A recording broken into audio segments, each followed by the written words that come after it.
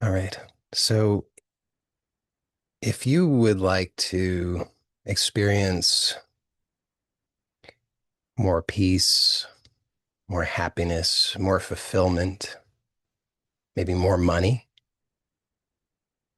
more connection, more love, more harmony, more of whatever it is that you value in life, then I have an important message to share with you today. And it is something that you may be surprised to discover that this may be a missing link that you've overlooked because it's not something that generally gets talked about. It's not something that we're encouraged to do. In fact, we're actually encouraged not to do this, and that is to receive. So, receiving is absolutely essential if you want anything. Think about it. If you want to breathe, you need to receive the breath, right? Just noticed some weird things popping up there, so I clicked that away. If you want to receive, if you want life, if you want nourishment, you have to receive the air, the water, the food.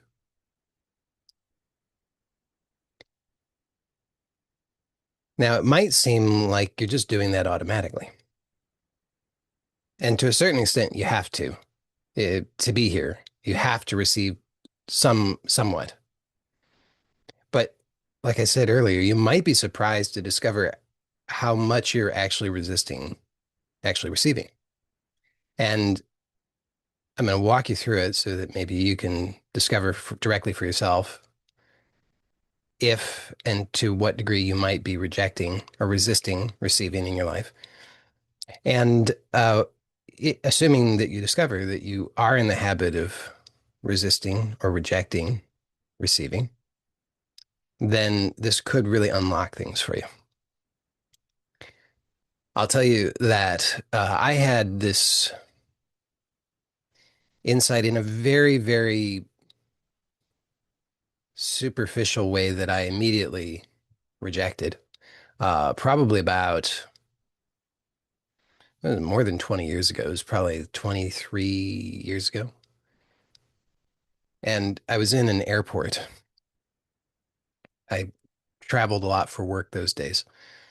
And I noticed as I was traveling, or as I was walking through the airport, that I was exhaling forcefully, but I wasn't allowing myself to inhale. I was like I was trying not to breathe in.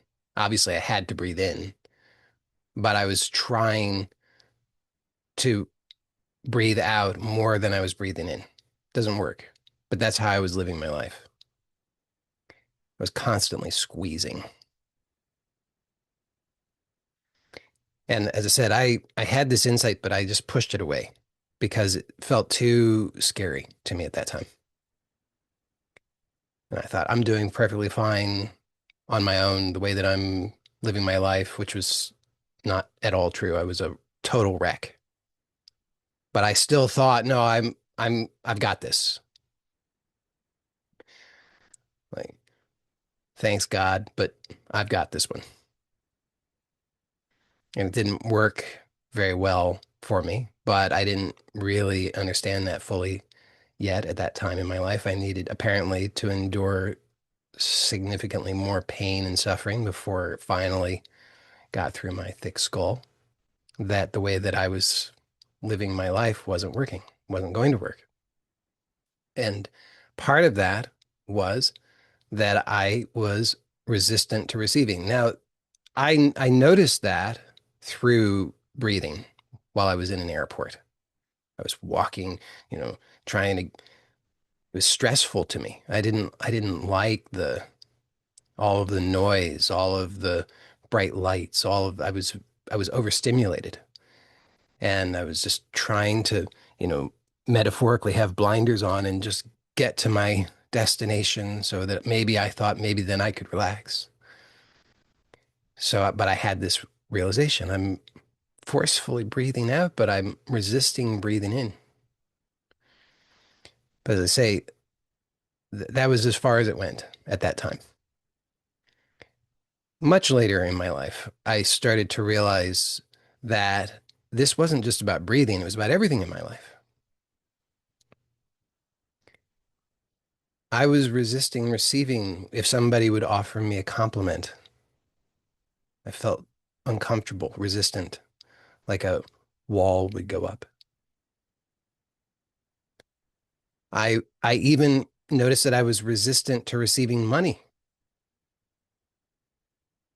On the one hand, I was greedy, so I wanted it. So I was trying to get it any way I could. But on the other hand, I had resistance to it. It was somewhat subtle, but not really that subtle, but it seemed subtle at the time. I was resistant to receiving care, love, connection. I was living my life through the lens that giving is good, receiving is dangerous. Receiving is dangerous because if I receive, then, you know, all kinds of things might happen. Maybe it will come with some kind of attachment, you know. If I receive, maybe the other person is going to say, and now you owe me, or they're going to try to make me feel guilty. Or maybe if I become overly dependent or reliant on that, then if it's taken away, then what? So I equated receiving with weakness, vulnerability, danger. Receiving was not safe. Bad things can happen when I receive. This was what I believed because surely I had experienced what I thought were bad things. So I thought, well, if I receive, then I could receive badness. So better not to receive. Just shut it all off. I'll just give. Because society rewards and emphasizes the importance of giving. You should give. You should be generous. Share with others. You know, share with your brother and sister. Be a good little boy. Be a good little girl. If you're in school, you're supposed to have, bring something for everybody. You're supposed to share. You're not supposed to just, this is mine. No, you have to have something for everybody. So, so I learned through many experiences, giving good, receiving dangerous. And I have found through many, many, many conversations with people that this seems to be a very common occurrence. Now, you might not immediately recognize this in yourself.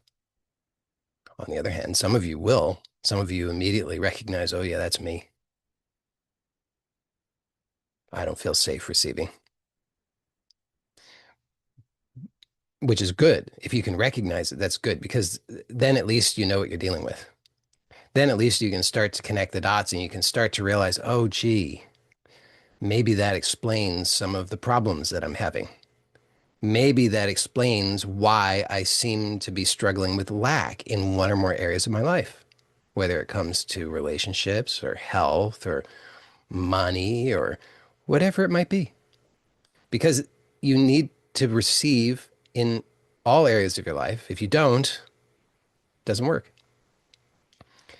If you don't yet recognize how this is something that's been playing out in your life, if you say, oh, no, no, no, no, I'm such a good receiver, then there's two possibilities. One is that you're right, in which case maybe if you're really a master receiver, then what it is that I'm going to share with you today, maybe it doesn't apply.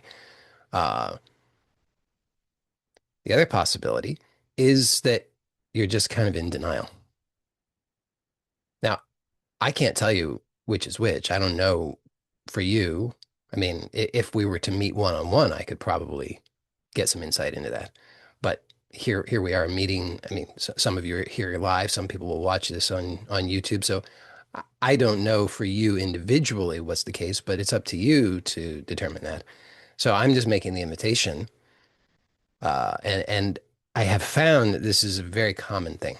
And probably my guess would be that if you're here, probably it applies. Because the thing is, the people who are really good at receiving, this just wouldn't be attractive to them. They're busy receiving. They've got other problems, but receiving's not one of them, right? But what it is that I share is generally speaking going to be attractive to people who do have some struggle with receiving.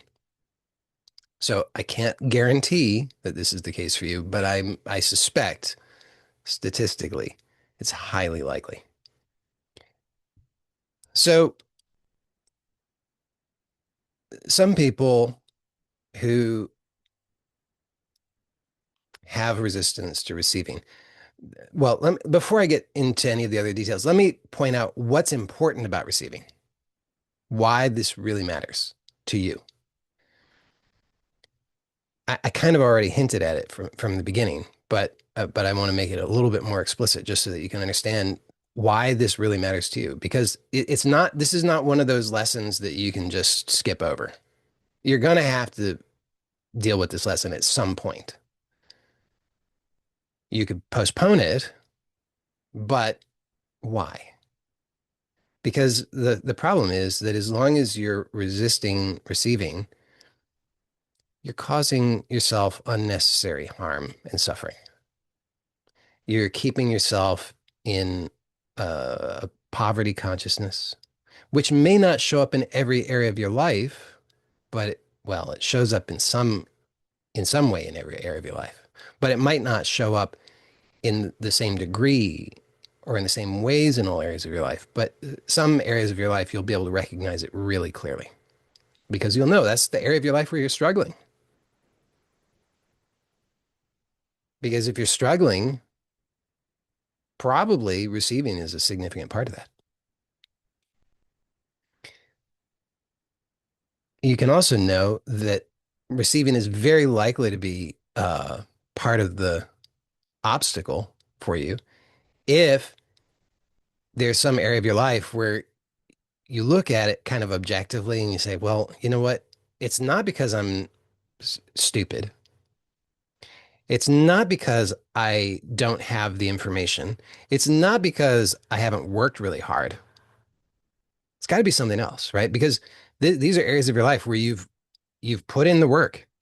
You've got the knowledge, and you look around and you see other people who haven't worked nearly as hard. They're not actually as intelligent as you are, and they're way more successful in these areas of your life.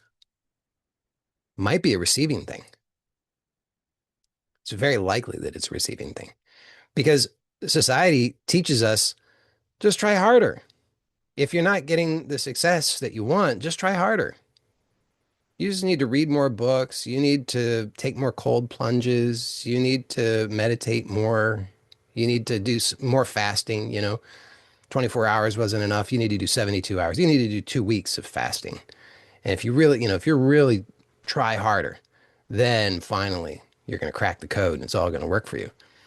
As if it was all just about how hard you try. If you just work hard enough, if you just can prove to the universe that you are really mean it, then you'll be rewarded. And it doesn't really work that way.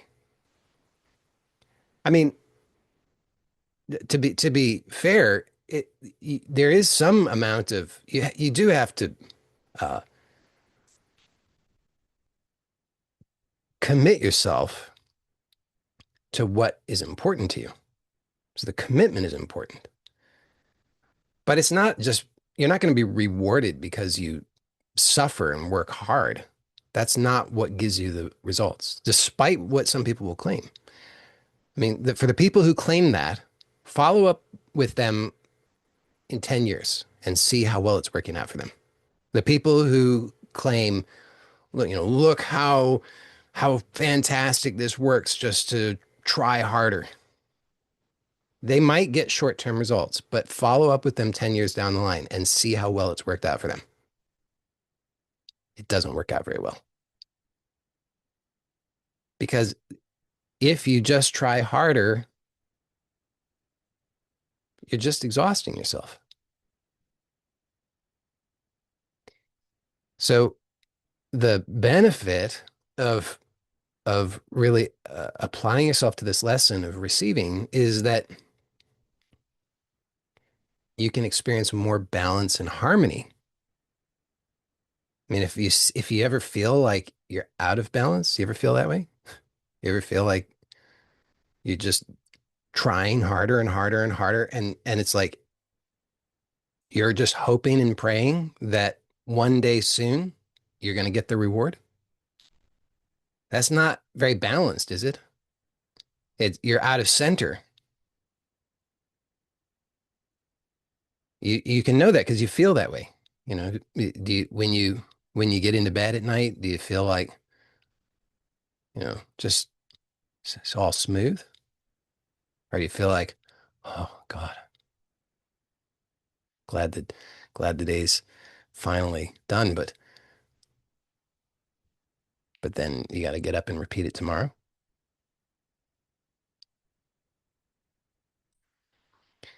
So receiving can help you to actually experience more balance and harmony in your life so that there's more smoothness instead of seeking desperately for things and keeping your fingers crossed and hoping that it's going to work out soon. You could actually experience yourself more centered. So it's not, oh, how many more days like this do I have to do before I'll finally get my reward? It could be that each day is a blessing. It's not, each day is not just a means to an end. It's not just another opportunity for you to work hard so that maybe in the future you'll get your reward. It's like every day itself is the blessing. It is the reward already. That's possible. Not because you've forced yourself to do the gratitude journal, not because you earned it, not because you've tried hard, not because you finally cracked the code, but because you're actually allowing for the natural balance of things. And of course, as a result, then things can start to flow to you more easily. Right now, if you are having a challenge with receiving, things can't flow to you very easily. You've got to overcome a tremendous amount of resistance to get to you. It's sort of like, if you were to build a fortress in a very remote location on top of a very tall mountain, and you set up, sentinels all around, and you've got armed guards and, you know, whole military to protect you. And then you start complaining, why is it I don't get any visitors? So lonely. I wish it's, I don't know what's wrong with life. I don't get any visitors. I don't even get any mail. Well, yeah, of course, because you're preventing it, you see. But we think that's necessary. Because again, if you got this programming that receiving is dangerous, and I'm proposing probably you did. I think it's a very common programming. Then you have unconsciously set up defenses so that you can't receive. And in order for things to come to you, they have to overcome that resistance. So you could actually start to receive, to allow things to flow to you so that you don't have to work so hard. I mean, aren't there areas of your life where you're working too hard? Don't you know that you're working too hard? Can you feel like you're working too hard? Do you ever find yourself thinking, is this how life is supposed to be? Is everybody else experiencing life like this? You ever feel like, you ever think, how do people do it? You ever think that? How do people do this life? Because your frame of reference is that it's just so hard. It's such a struggle. Well, could be a receiving problem.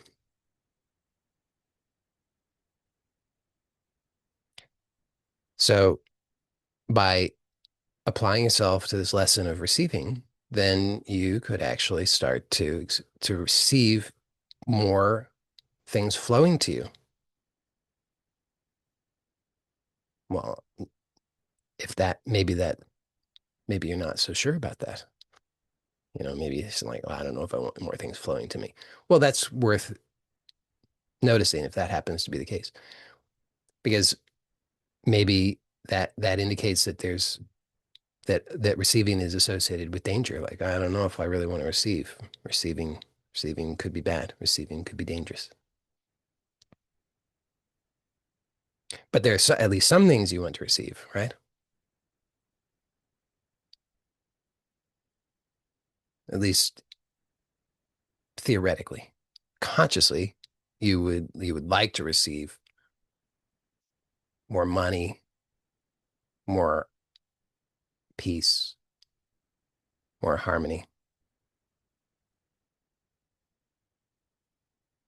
more health.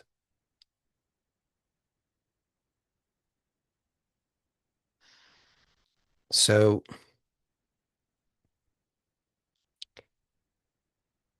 now my proposal is that receiving, and some of you have heard me say this before, receiving is one half of the equation.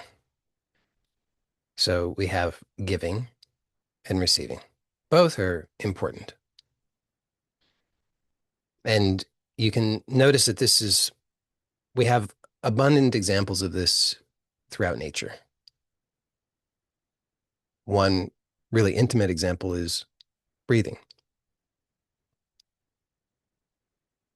So try this out. Try only exhaling.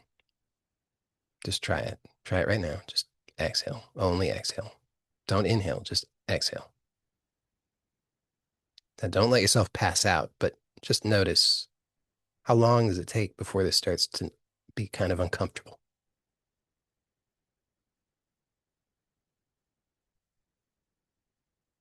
Okay. You can inhale again.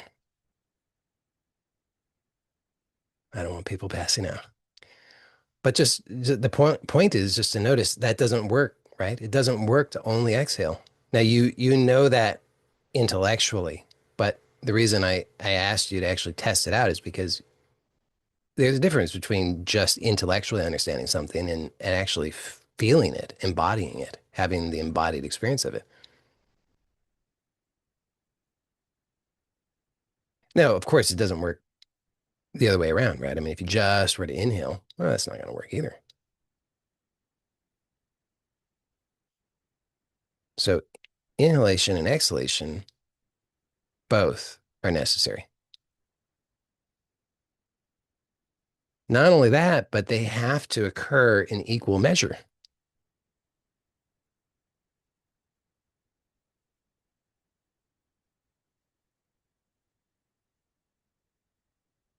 I see some of you are not so sure about that. You're checking it out. That's good. It's good to check it out.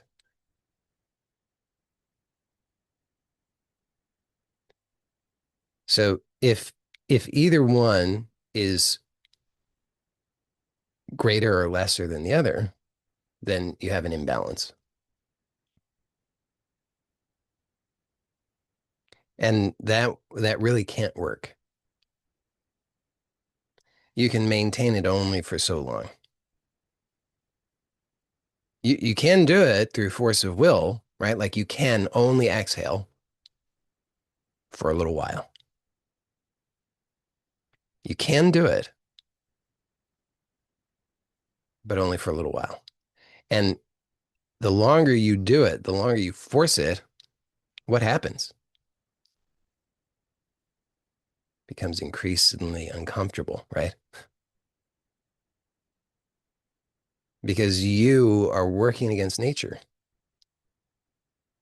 You are isolating yourself, setting yourself apart from nature. You're saying kind of like what I said earlier. It's like, no, God, I got this one.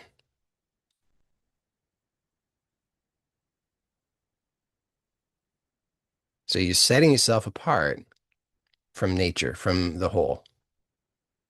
You're saying, I got this. I'm going to do this. I know what's best. I'm going to protect myself,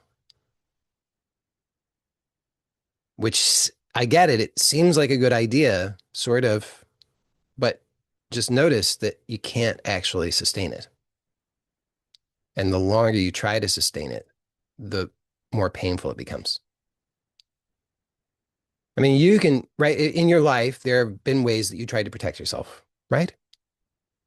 Emotionally, physically, all these different ways. You try to protect yourself. And what happens?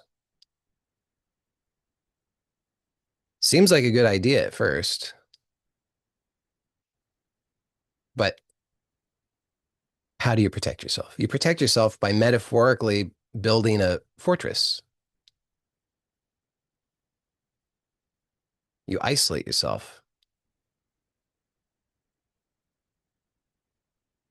and you have to then maintain it. So you have to monitor it, reinforce it, patch it up, worry about it. We wake up in the middle of the night. Oh my God, did I forget something? Did I leave myself vulnerable in some way?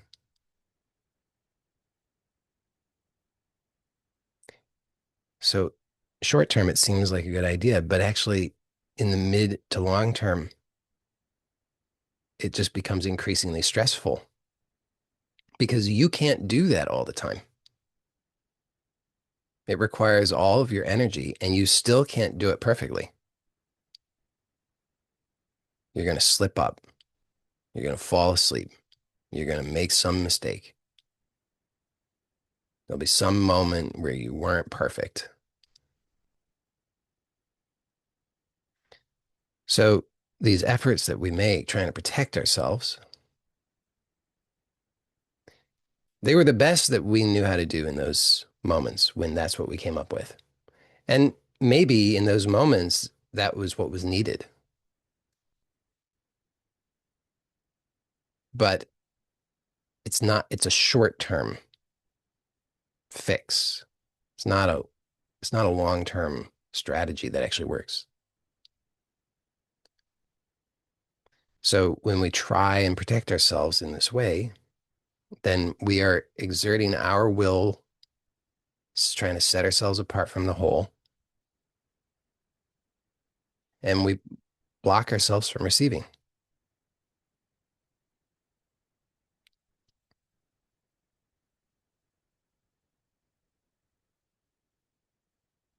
So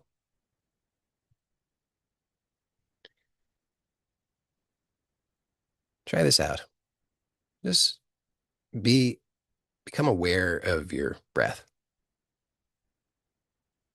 Don't try to breathe in any particular way. Don't try to change anything, but just be aware of the breathing that's happening.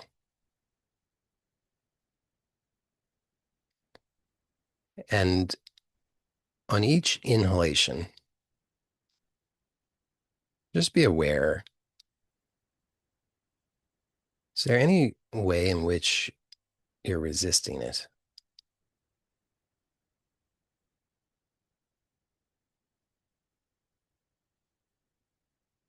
And I'm not just talking about the mechanical breathing, although it might be that too. But if you start to tune in to the subtler levels and you start to notice that breathing is not just about the air coming into the lungs and going out of the lungs. Breathing is the entire process of respiration.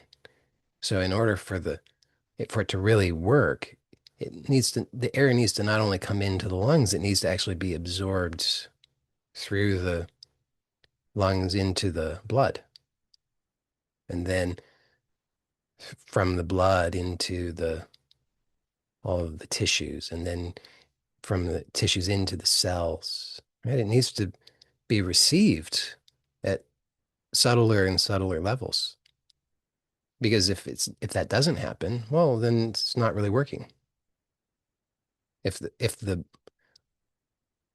that oxygen is not actually getting into the cells, it's not good. But there's so many layers of receiving that are necessary in order for that to happen. So the resistance is not just at a gross level. It's not just am I preventing myself from actually inhaling at all, but it's actually once the air enters into the lungs, is there resistance to allowing that air to pass through the walls of the lungs and enter into the blood. Once it's in the blood, is there any resistance to allowing that blood to flow into the tissues? Once it's in the tissues, is there any resistance to allowing it to move into the cells? So you can be aware of these subtler levels. And so you can just tune into those subtler sensations and notice, is there any even subtle resistance? I bet you can find some. And as you become aware of that, then notice there's a choice. Now that choice was not there before. This is amazing because it was unconscious. So there was no choice. It was just whatever the automatic habit was. So if there was resistance, then that resistance was just the automatic habit. You didn't have choice because you didn't know. But in this moment, as you become aware, then suddenly there's a choice. And the choice is just to kind of keep it simple is, will you continue with the habit or will you allow for something new? Now, allowing for something new, usually, there's some degree of hesitation, there's some degree of fear. I don't know. I don't know if I want to allow for something new because something new might be dangerous. So I wouldn't recommend using any force here. It's not like you should try to force yourself to receive. It won't work. I tried, it doesn't work.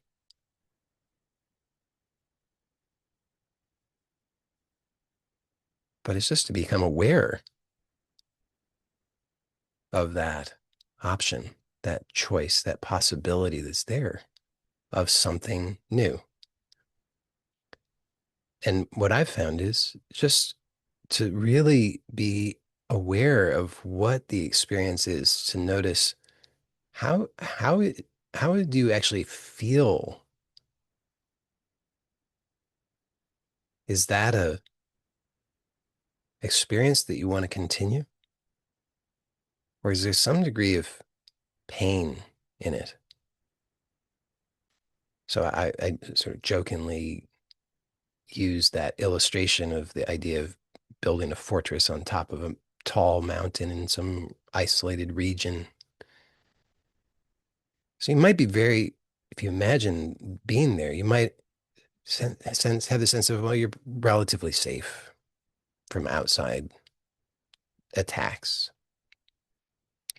But when you find yourself there, how do you feel? And probably what you find is it wasn't worth it because you feel isolated. There's pain, there's stagnation, frustration. So I found that just tuning into whatever is there, the feeling that's there, and then just being really, really truthful about it. Is this worth it? Is this really what I want? Is this the life that I want? Sure, I might be relatively safe, but is it worth it? And what I found is, no, it's not. So then that it's a little easier to make the choice to explore receiving. So receiving is really naturally what happens as long as you're not armoring yourself, as long as you're not trying to keep something away.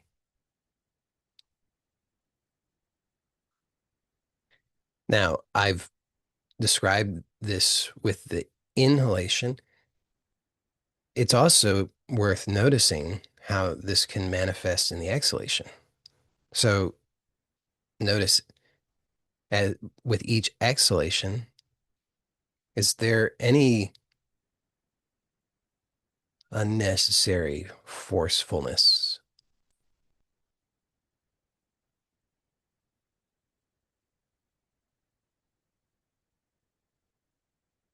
as though there might be this habitual programmed tendency to try and expel something or get rid of it?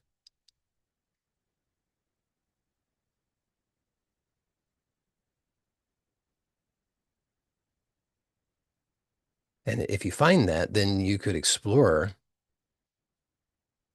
the choice that's available to you there. Same as with the inhalation. There's just a choice once you're aware, just the choice to open to something new, some other possibility, rather than the habit. So hopefully that is something that connects the dots for you a little bit. Now, we could take this even a little further, and you could think about some area of your life where you either are clear that you have some challenges with receiving, or you suspect that you might. So, and you think about specifically consciously what you would like to experience in that area of your life. So, for example, if you experience challenges in relationships, in actually experiencing like emotional intimacy, you long for emotional intimacy, but you have challenges experiencing emotional intimacy. Or you could say uh, sustained or uh, long-term emotional intimacy. Maybe you know how to experience that under certain circumstances, but you don't know how to allow that in a more sustainable fashion. Or it could be in your finances. Maybe you notice that you work really, really, really hard, and you think, you should be making more money, but you're frustrated that you're not making as much as you'd like to make. Or it could be in regard to your health. There could be some health thing that you struggle with. Could be anything. So whatever it is, I'm just giving you some ideas to so you get the idea of what it is I'm talking about. It could be anything in your life. Okay. And then think about what it is that you want. And imagine actually experiencing what you want. And make it specific, not just some general thing, but something that you could actually describe, or that you could write a story about it and people would be able to picture that for themselves. Okay, so imagine that in specific, what it is that you want, what it would look like, feel like, who would be there, who would be doing what. Okay, so really get specific about it. I want you to imagine that. And I want you to keep imagining that as you also are aware of your breathing. Okay, so just keep imagining what you want in that area of your life as you're breathing. And notice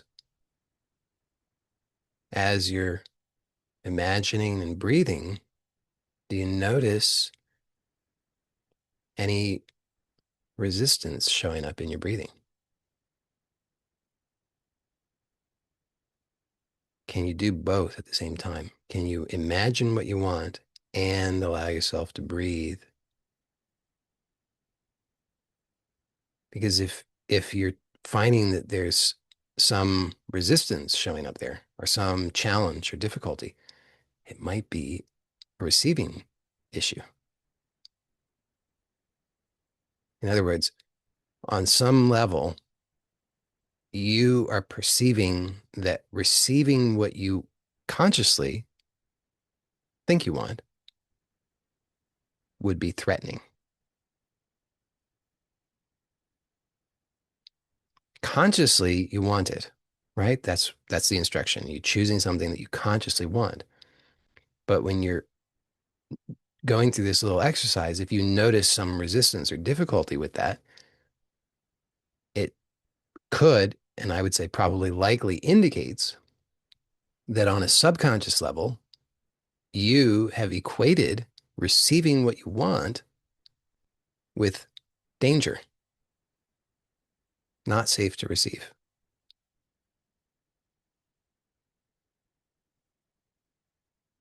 Does that start to make sense then why it is that you might be having this particular challenge in your life, right?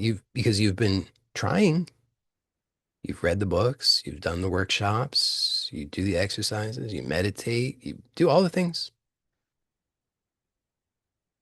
and you're not getting the results that you want. It's probably not because you're not working hard enough. It's probably not because you're not smart enough. It's probably not because you're not good enough. It's none of those things. It's probably because you have resistance to receiving.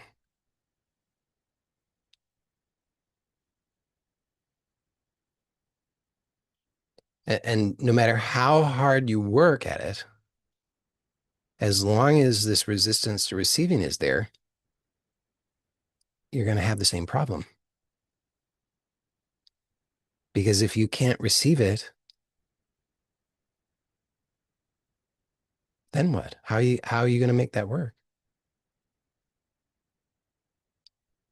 Receiving is absolutely essential. Doesn't matter what the domain of your life is. It doesn't matter whether it's material, spiritual, doesn't matter any of that. Whatever it is, receiving is essential. If you don't receive, by definition, you ain't got it. You might be so close. You might be surrounded by it.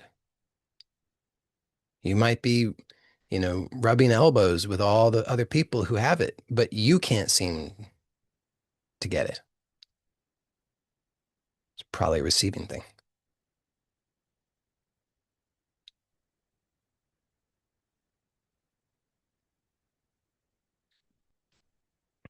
which is really good news. I think it's really good news because you don't have to keep metaphorically banging your head against the wall. You don't have to keep struggling and straining. You don't have to do another workshop. You don't have to read another book. You don't have to watch another YouTube video. Not that there might not be other things that could be helpful to you along the way. Of course, there might be. But without this as a foundation, the rest of it, it's not really going to be able to help you.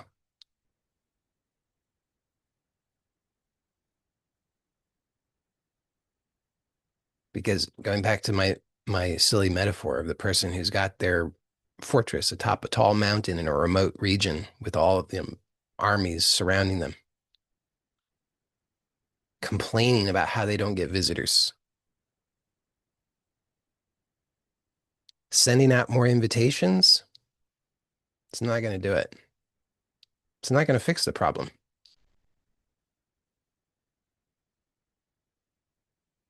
because they're not willing to receive. They're actively resisting receiving.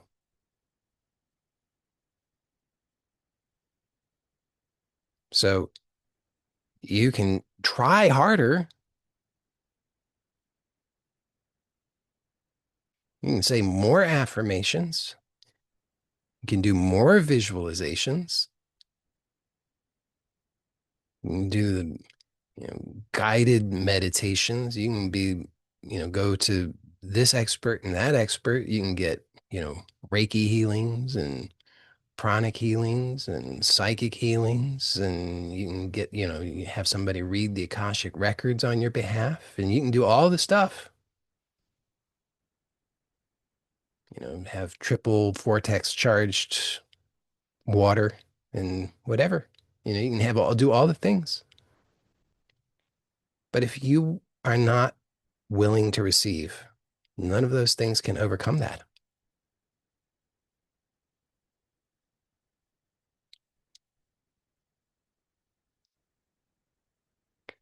And it's it's so intimately available to you. It doesn't require that you don't have to get a PhD.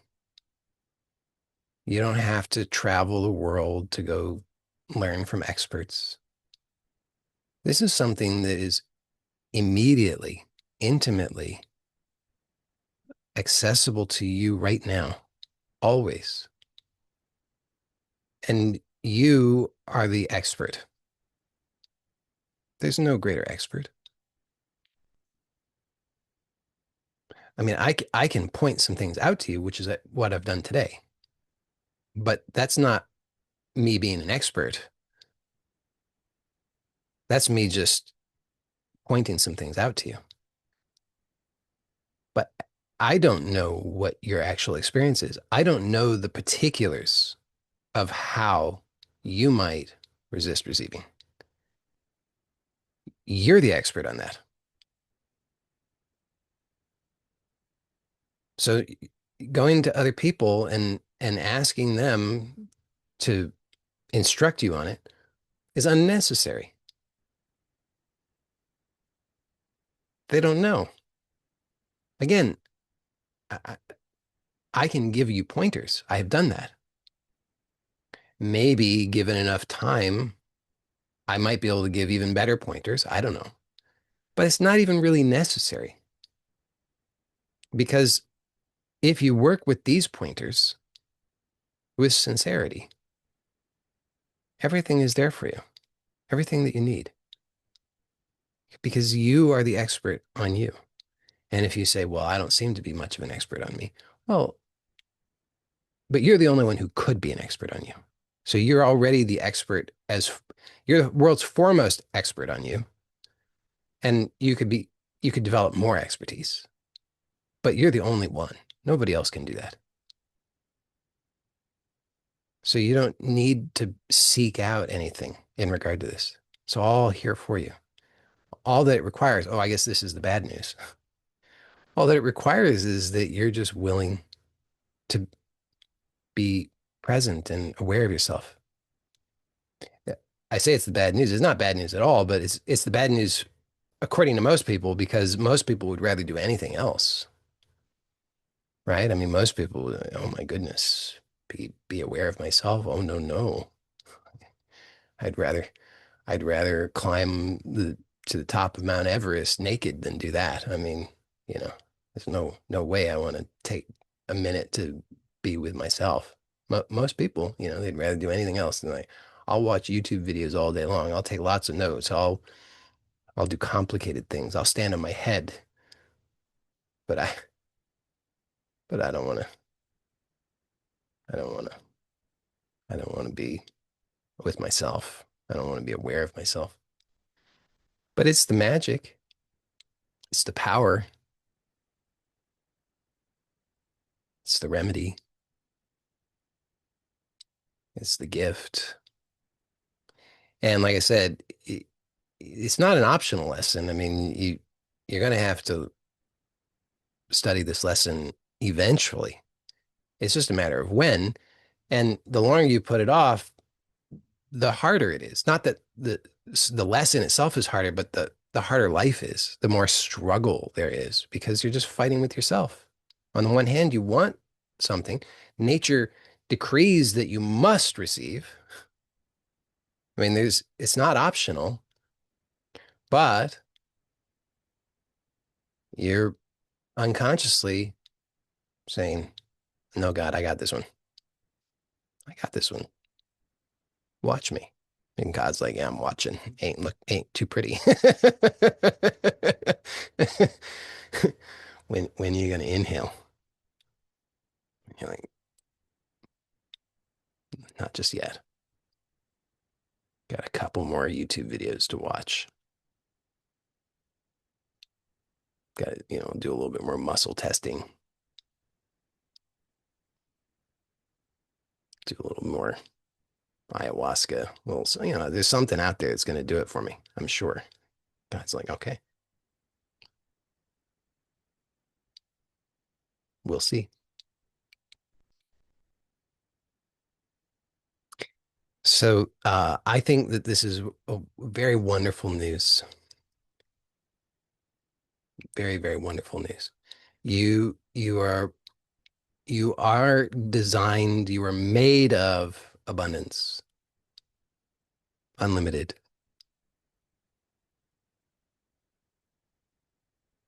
You are none other than pure abundance. So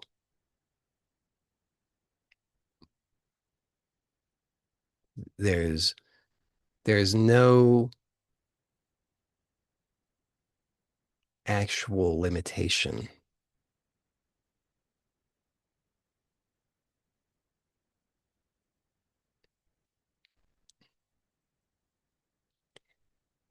Fear is not a limitation.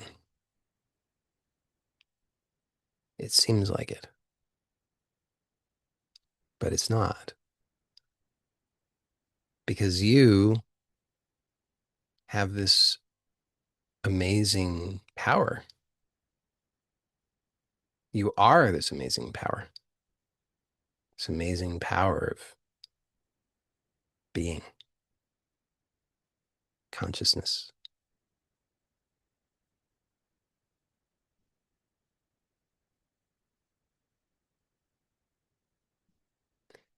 So, whatever it is that is occurring, the resistance, the fear, however you understand it, the pain, whatever, however it shows up,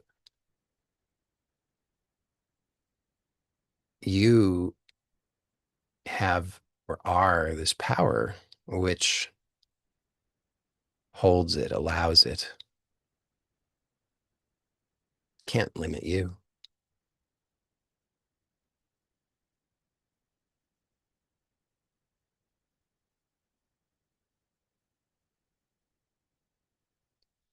And you eventually, we all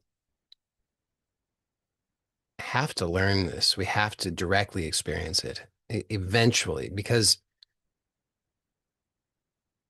we can only cause ourselves so much pain. It's like you can only exhale for so long. You can do it. You can definitely do it, but only for so long.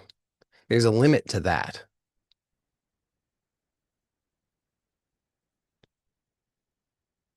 So you can resist and try to avoid fear. You can definitely do it, right? You've done it. We've all done it. We do it all day, right? All day. We're trying to avoid fear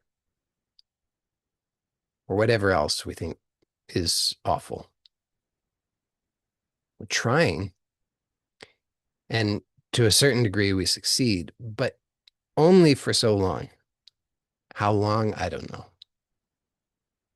For your sake, I hope not much longer. But it's remarkable how long we can do it. We can do it for lifetimes, apparently. But there is a limit to it. There's an end to it. Just the same as with the exhalation. You can do it for a while, but at some point, nature intervenes. Nature says,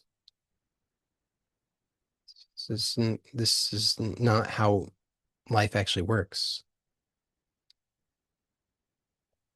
because you can't have a one-sided coin. You can't have only giving without receiving. So you can try to avoid it, try to avoid the pain, try to avoid the fear, try to avoid the anger. But as you're doing that, you're attempting the impossible, which is to cut yourself off from the whole.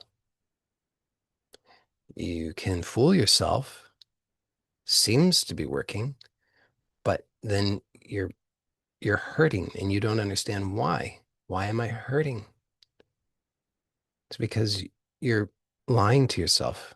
You're trying to cut yourself off from nature. It's not possible. And eventually, as I say, you cannot outrun or avoid the fear. Eventually, you find yourself, that you're like, there's nowhere else to run. You're out of other options. Eventually, it has to happen. And I'm proposing that you can, at least in some way, maybe if not in totality, at least in some part, you can, in some small way, to some small degree, some small fear, you can meet that now because you recognize that it's futile and painful to try any longer to cut yourself off from the whole, to try to avoid what is inevitable, and to realize that in trying to avoid or cut yourself off from that, that's been the actual source of your frustration, pain, sense of lack. It's the paradox is that by meeting what it is that's actually already here in your direct experience, you are receiving your own abundance. The fear that we have is a fear of something that is actually different than what it is that's actually happening. What's actually happening is something internal. We're afraid of something external. So just to be clear, I'm not proposing that if you're in a dangerous objective situation, that just do nothing. I'm not suggesting that. Of course, take appropriate action. Help yourself. That's good to do. But learning to differentiate between actual danger and and these things that are just already happening within you, these sensations, mental images, projections into the future and so forth, which is 99.99999% or more of what you're actually dealing with on a day-to-day basis. That stuff is not actually a threat. You don't need to protect yourself from that. And trying to protect yourself from that is what is hurting you. Trying to protect yourself from that is what's cutting you off from receiving. So through this exploration, my own experience and my belief for you is that uh, this exploration allows for an unfoldment of so many blessings and abundance in all areas of life, spiritually, materially, mentally, emotionally, financially, relationally, health wise.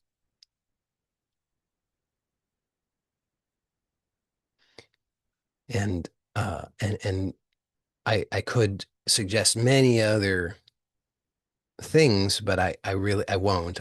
Because I don't think most of that is even necessary.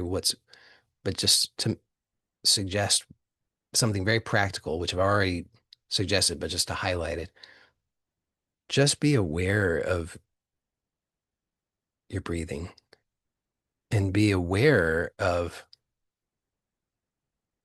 how you unconsciously resist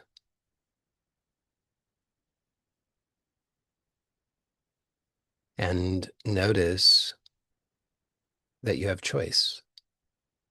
And you can do this in a general way, like just generally noticing throughout the day, just noticing your breathing and noticing when you're resisting and noticing the choice that's available to you. Because when you're, again, when you're aware, then there's choice. If you're not aware, there's no choice. You can't do anything about what you're not aware of. But when you're aware, then you have a choice. So if you're aware of some resistance, some subtle resistance, then there's a choice that opens up that allows you then to, if you would like, to choose to explore a new possibility. And so you can just do it in that general way, and you can do it uh, in relation to specifics. If, as I guided earlier, if there are things that you know in your life that you're challenged with, whatever those things might be, things that you want that you have struggled to achieve, for example, then you can do the same practice, but specifically in relation to those things. So that was what I guided earlier when I suggested imagine what it is that you want in specific, not in just in a general sense, but in specific, what it would be like to actually experience the fulfillment of that in a specific sense so that there's a place, people, experiences, activities that you could describe. And notice as you imagine that what shows up in your breathing. And if there's resistance, then just explore the choice that's there. Because I didn't suggest this earlier, but I'll suggest it now. If you notice things that absolutely flow for you. So it's just think about something in your life that flows really easily. It's just not a problem for you at all. Something that's already known to you, and you have no problem at all with it. And just as you think about that, imagine that. Notice how's your breathing.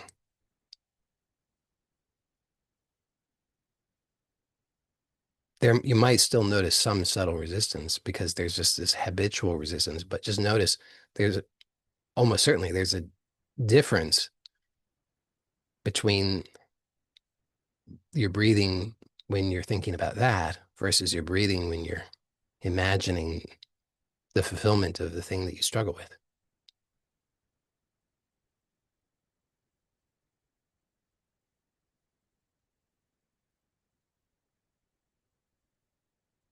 So the less resistance to receiving, the more flow.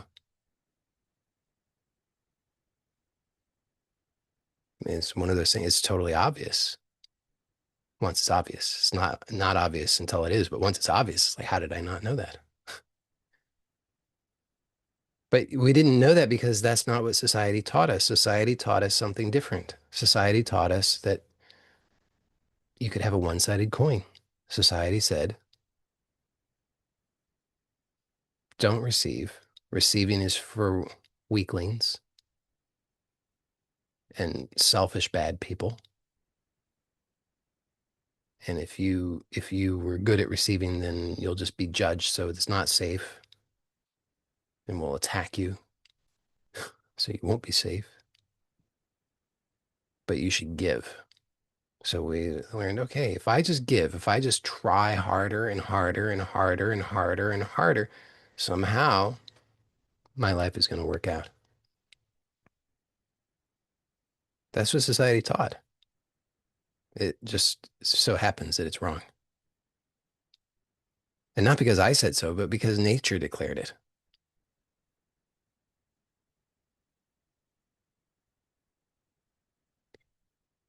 So by just allowing yourself to actually come into harmony with nature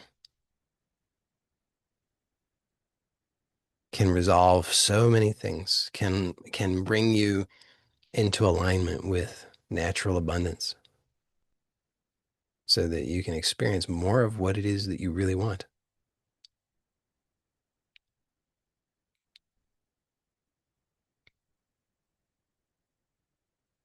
So that's where I'm going to wrap up this portion for those who are here live. If you have questions, feel free to put those in the chat and I'll respond to all questions in the chat. And then we'll wrap up when I've addressed all the questions. For anybody who watches this on YouTube, if you do not yet have access to the free self-awareness course that I offer, I highly recommend it. It's very supportive of what I talked about today. So in that course, I include not only some further tips and instructions for being aware of your breath and all of the benefits that come from that, I also include a guided audio so that you can just follow along with that on a regular basis, and that can be very supportive and helpful. And I also include in there a bonus recording of a workshop that I gave on a simple three-part framework that can allow you to integrate these ideas even more into your day-to-day life, moment-to-moment life, so that you can get more of the benefits, even when and especially if you experience any kind of anxiety or disappointment or discouragement or procrastination or uh, envy or any of these kinds of things that might show up in your life that put you into a negative state. That's all those things can be connected to an underlying internal process that I highlight in this bonus workshop. And then I give a simple framework for successfully shifting that in your life so that you don't struggle with those things anymore. So that's all in the free course, and you can get that on my website at joeylott.com/SA, the letter S and the letter A for self-awareness. And I'll put the link in the description on YouTube. So again, if you have any questions for those who are live, put them in the chat. I'll see what's here. So somebody says giving is receiving, I've been told. Yeah, that's that is I mean, on the one hand, it's true in the sense that they are two sides of the same coin. But on the other hand, that is like typical of the crazy making programming that society gives us. Because on the surface, it's simply not true. If they were if giving is receiving, then we wouldn't have two words. The fact that we have two words means two things, not one thing. And so they're definitely connected. As I said, two sides of the same coin, but but it would be like saying inhalation is exhalation. Close, but no cigar.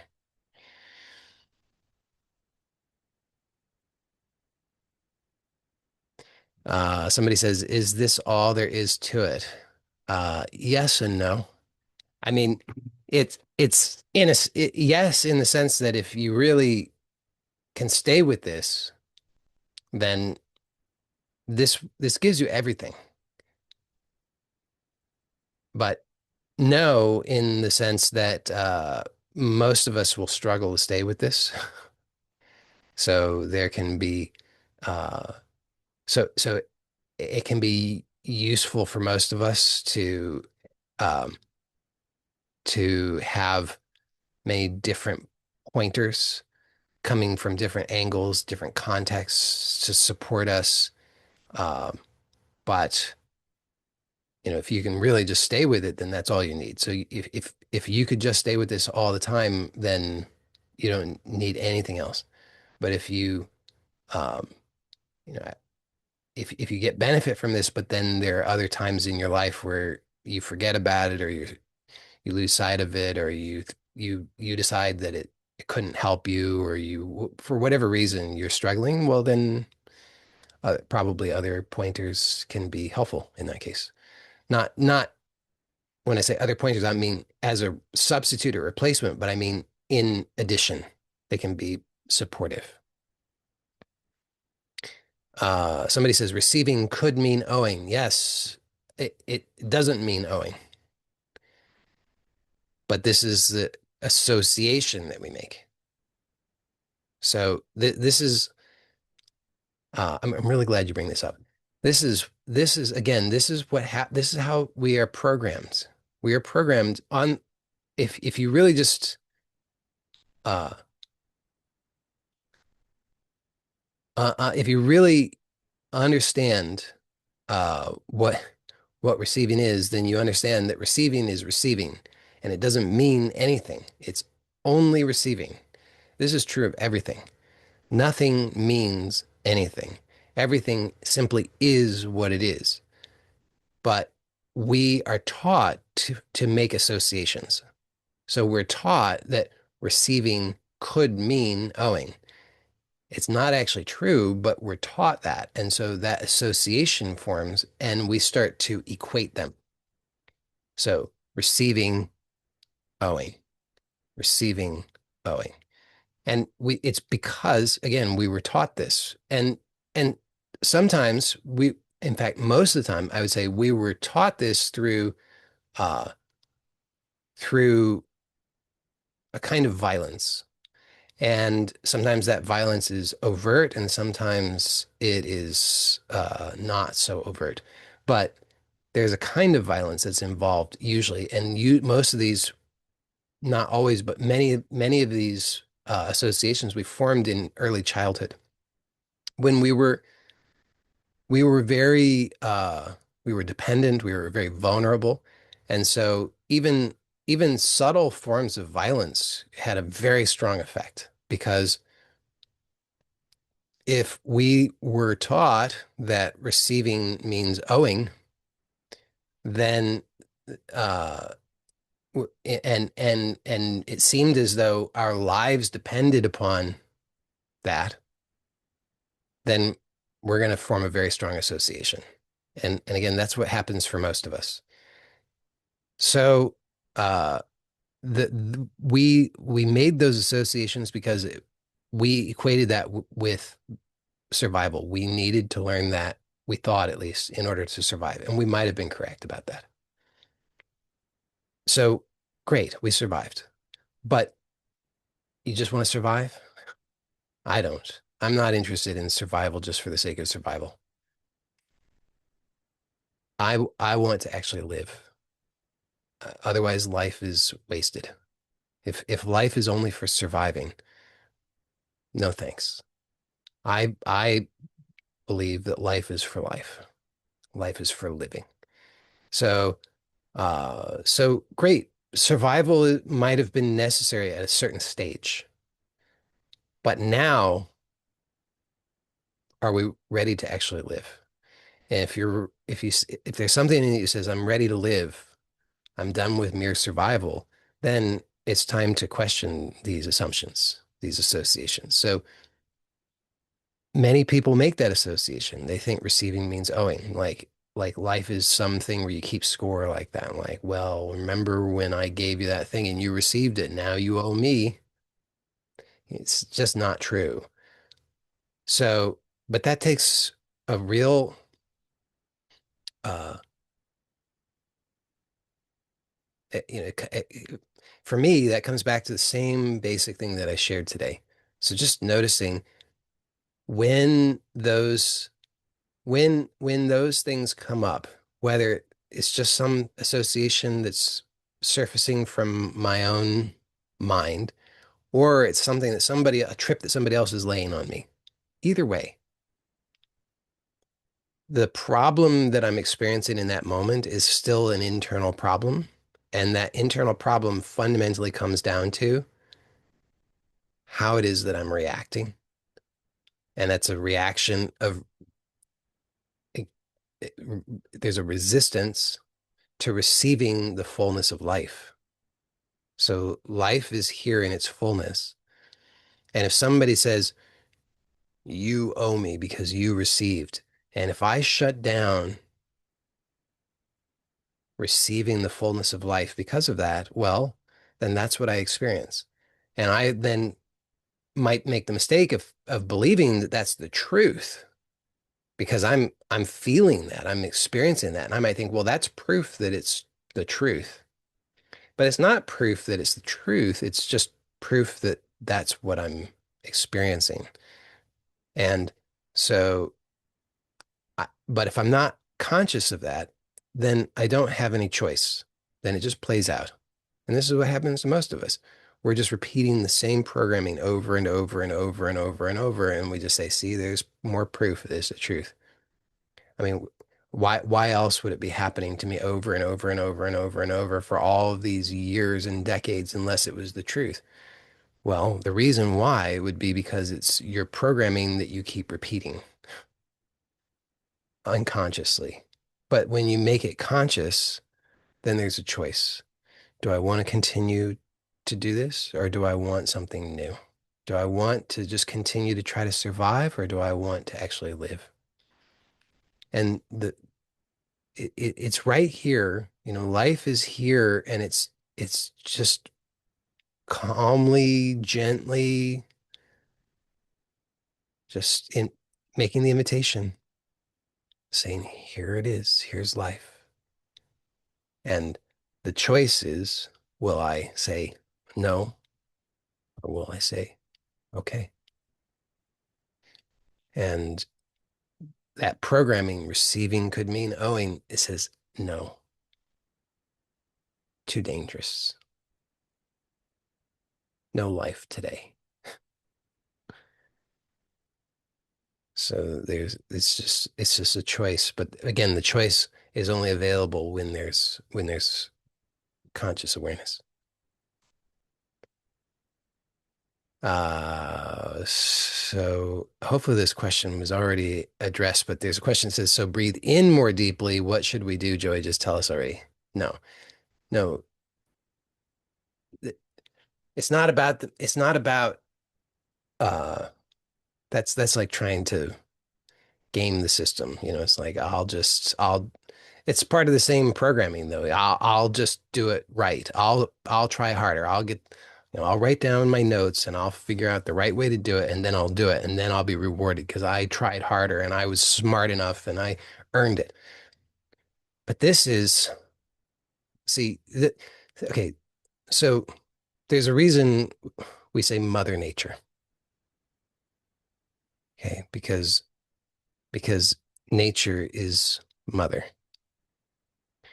And so does the mother say, I will I will care for my children only if they do the right things. I will give my children love only if they work really, really hard. No. So mother cares for, loves all of her children equally, always, unconditionally. So it's not about being smarter, trying harder, being good. None of that. Doesn't work that way. It's just about notice. She is already giving you everything. She's already giving you the fullness of life. It's already here. All of it, the abundance, love, all of it. It's here. Nothing is withheld. You have a habit of saying no.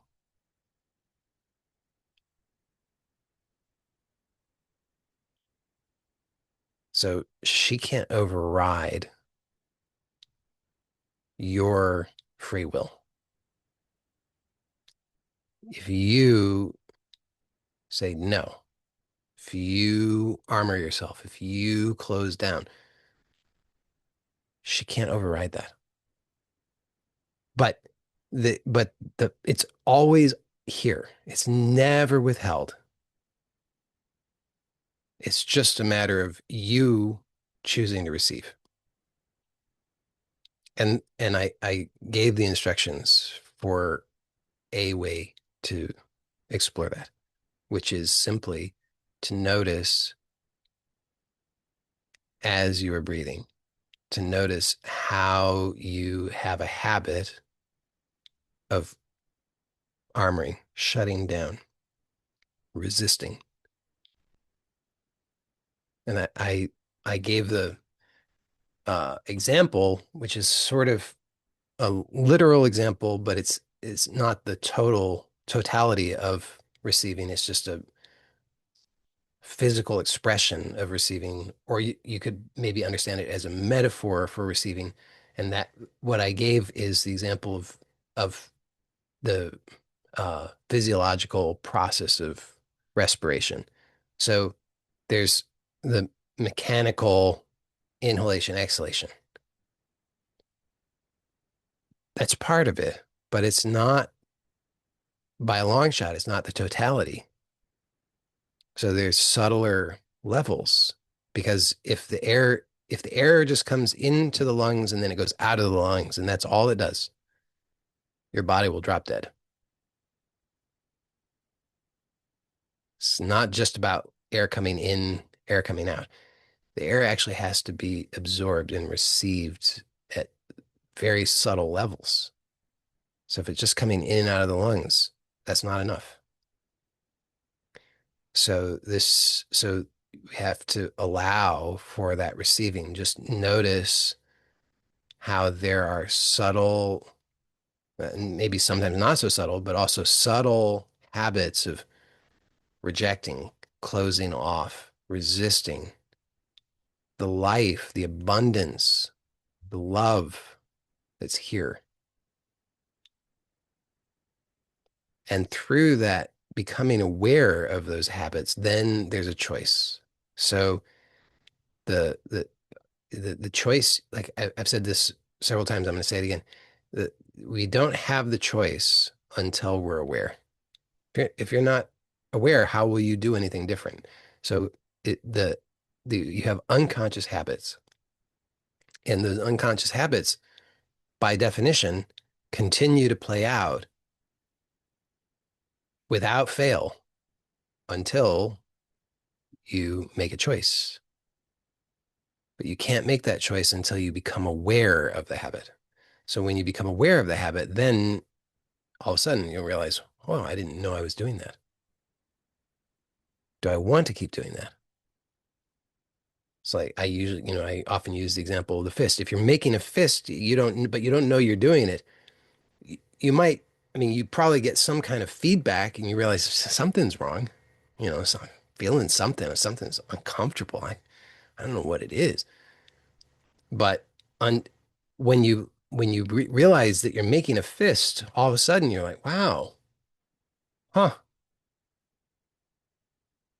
I'm making a fist. I hadn't realized. And then you have a choice. Well, do I want to keep making a fist? Oh, no. So it might not happen instantaneously that the fist completely releases.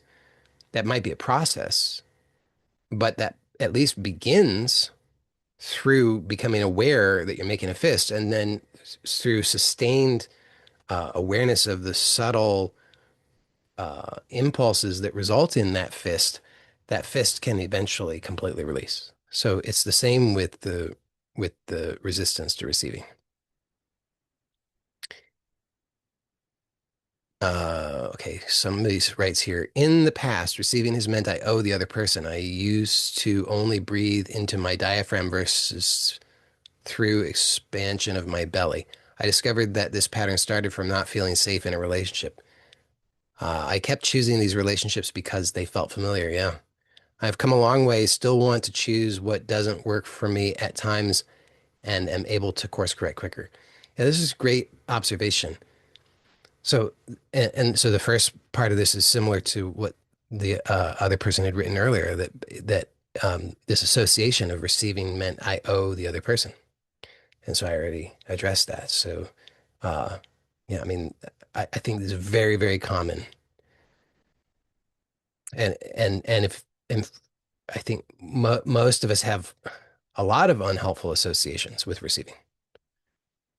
So the uh, and cognitively becoming aware of those associations can be could potentially be useful.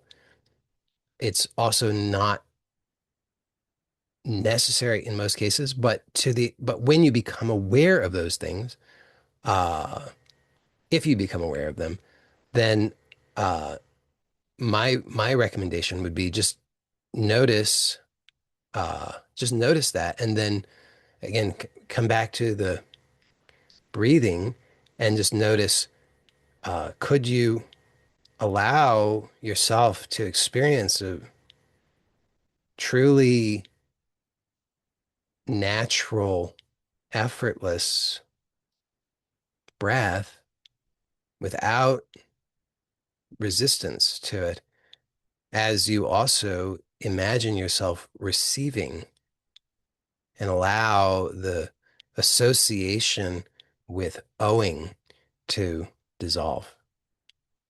Because it has to, that association remains as long as there's this habit, this somatic component. Because there's always a feeling component, and that feeling component is something that we do. So you've probably heard me say this many times, that feeling is doing. So feeling is not a noun, feeling is a verb. We feel. It's an activity that we do.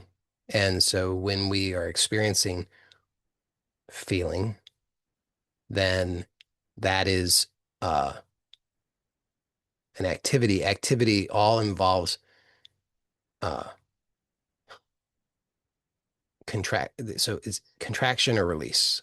All action is some combination of contraction and release at a very fundamental level. It's all contraction, release, contraction, release. I mean, that's the fundamental mechanism.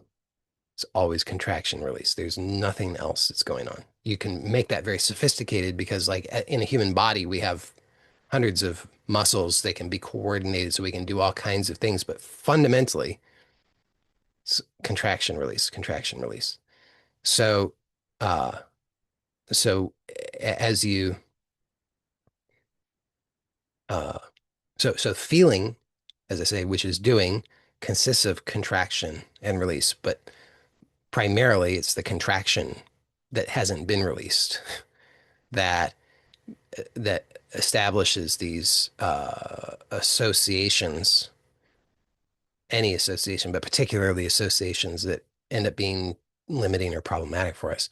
So, so when you have this idea that uh, receiving means owing, then that association is maintained because there's feeling, and that when that feeling is released, then the association is released by definition, because it's the action of feeling that binds them. It's the glue that holds them together. When that feeling is released, then the association is dissolved, because clearly, at least intellectually, hopefully we can all agree, I hope, that receiving is receiving and owing is owing. And they're not the same thing. They're two different things. But to the degree that you might have an association between the two, it might seem as though somehow they go together, almost as if they were the same thing. But you can notice if you have that association, that that association is maintained by feeling. So you could notice there's some sense of feeling sense that occurs when that association arises in you. And once that feeling is released, then the association is dissolved. And at that point, then when you can, it'll be absolutely clear to you, not just intellectually, but on a felt level, that these are two different things that actually don't go together. Receiving, owing, two totally different things. Owing could be, uh, I guess, if you have a contract that says, I, I, I'm going to, I will give you XYZ, then contractually you owe. But receiving is receiving, owing is owing. So these things can independently exist. They are not the same thing. Um, and this is also a great observation about noticing where the breath is moving and not moving, because people definitely have. So it's a pretty common pattern that people have to just breathe. Their ribs move, but their belly doesn't. And then what can also happen is that people will learn because they read it in a book or they listened to a podcast or they watched a YouTube video or whatever. They say, you should only be belly breathing. So then they train themselves to only belly breathe. And they think, well, I'm doing it the right way. Why am I not feeling fantastic? Well, you'll notice that if you have done that to yourself, then you'll notice that actually you've trained now rigidity into your chest. So there's still, you switched it around. You previously had the rigidity in the abdomen. Now you train rigidity in the chest. But that's just something to be aware of. So it's not about breathing in a particular way. It's not about breathing in a big way. It's not none of that. It's about allowing for the natural breath. So that natural breath uh, moves the whole self in a spontaneous and freeing way. And also great observation about choosing things because are familiar. I mean, that's what we're mostly doing. So we usually choose things because they're familiar, and we reject things that are unfamiliar simply because we equate unfamiliar with danger. Um, and that's not bad. I mean, there's a reason why that mechanism is there, that tendency, because it is allows us to experience stability, which is useful for us. But um, it's useful particularly when you have habits that are working for you. Right? I mean, when you have functional habits, you want those to be stable. You don't want to have to recreate them every day. That would be very limiting. So having that stability is great. There's a reason why there's resistance to change, because once you've established something, theoretically, that's because that was working for you, and therefore you don't want to change it. The problem is only that when we establish habits that are not really optimal, then making change to that is going to be met with resistance because unfamiliar is dangerous according to our conditioning. So uh, the good news is, though, knowing that and slowing down and using the tools that I shared today, plus the ones from the self-awareness course, like using the ask framework, can really help with that. So then you know that, okay, even though I'm feeling fear or resistance to something new, there's not, I look around, is there actually any danger, any real threat right now? There's not. Okay.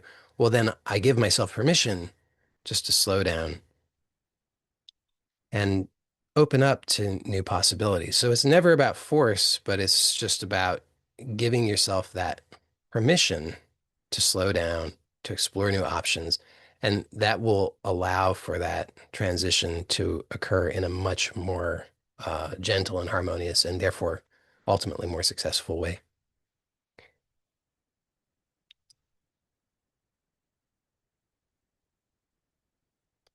The person says, I know a few people who would disagree about me being the foremost expert on myself. Well, we all know people who think they know everything. It's up to you if you're going to live your life according to what they say or according to what you find within yourself.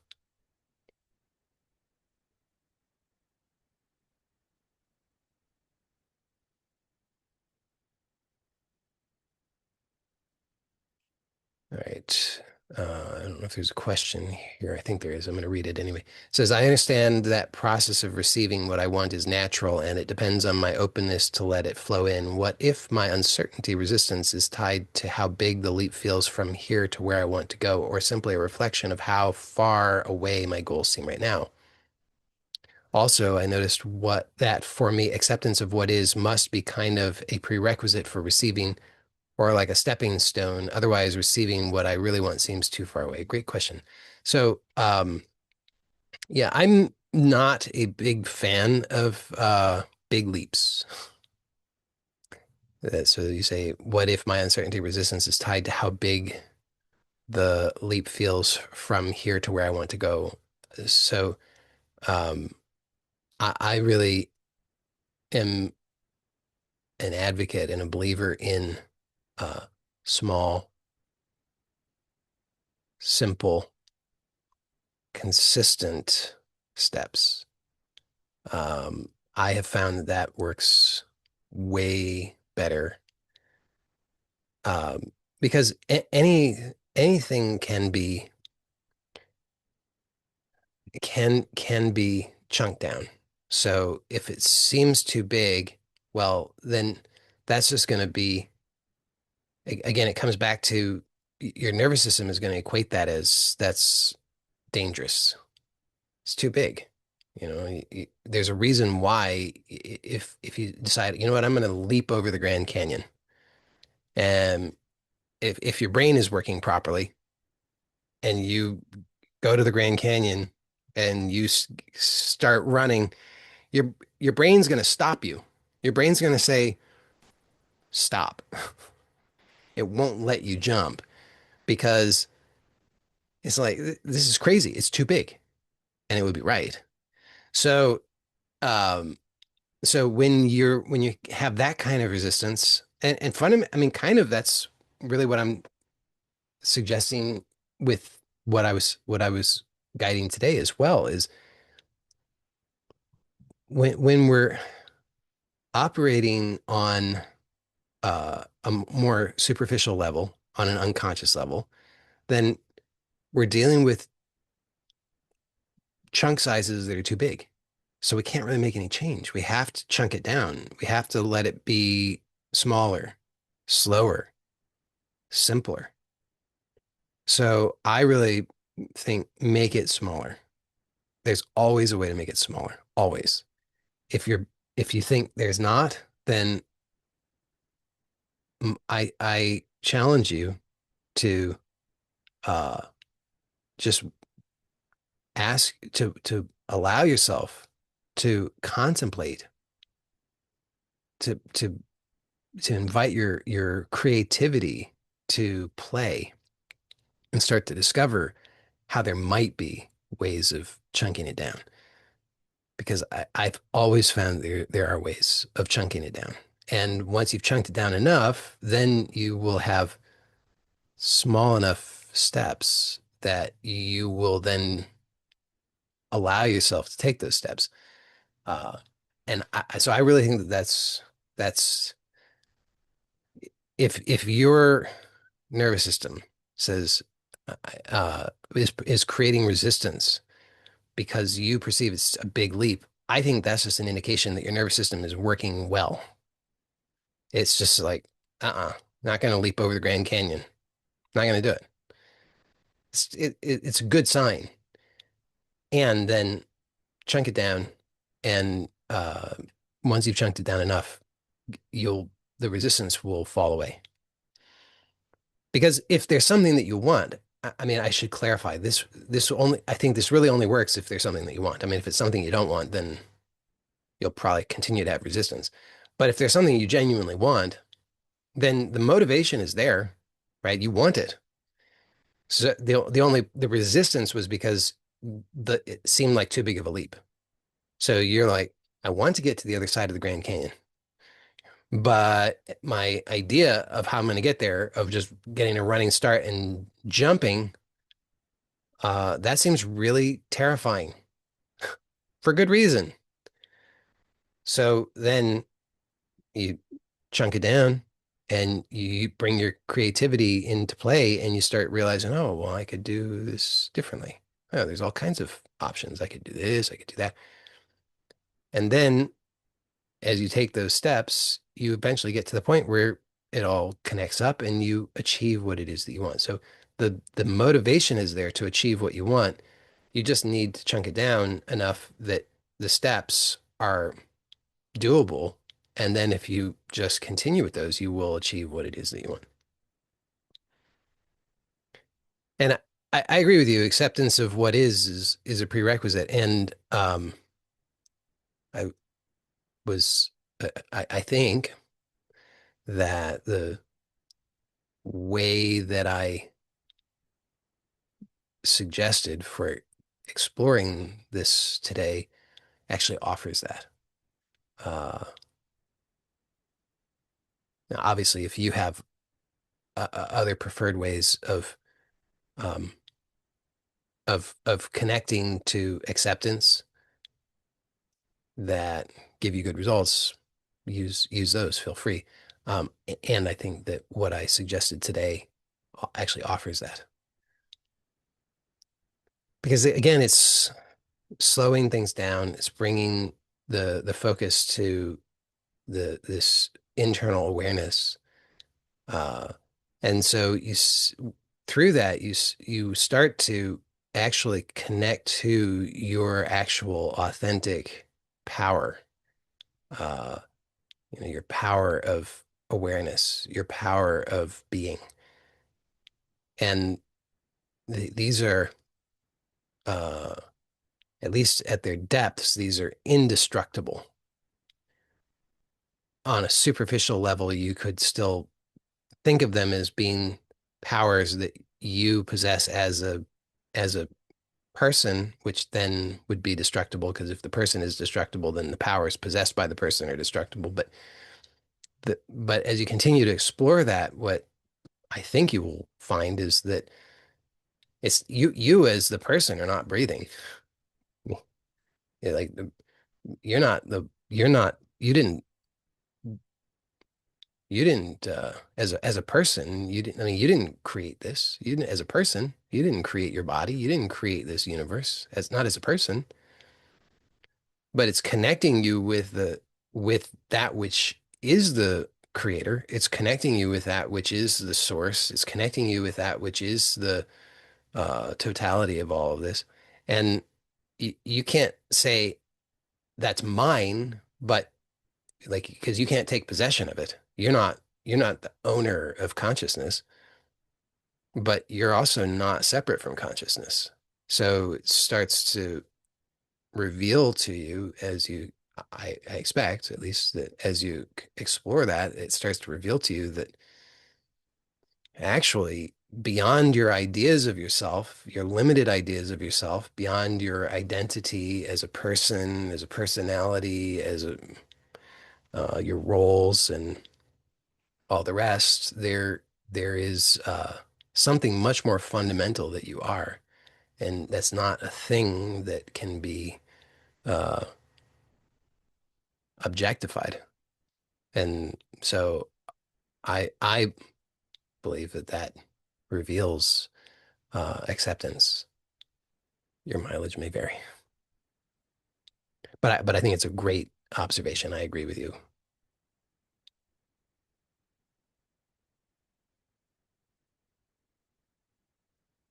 Okay, so somebody says, I identified some areas in my life that I seem to reject or deflect when there's an opportunity to receive. Does the area in which I find I reject relate to a specific lack, or is that irrelevant? How do you know if it's appropriate to receive in terms of balancing giving and receiving? I have also noticed fear when thinking about something I want to receive. Yeah. So, does the area in which I find I reject relate to a specific lack, or is that irrelevant?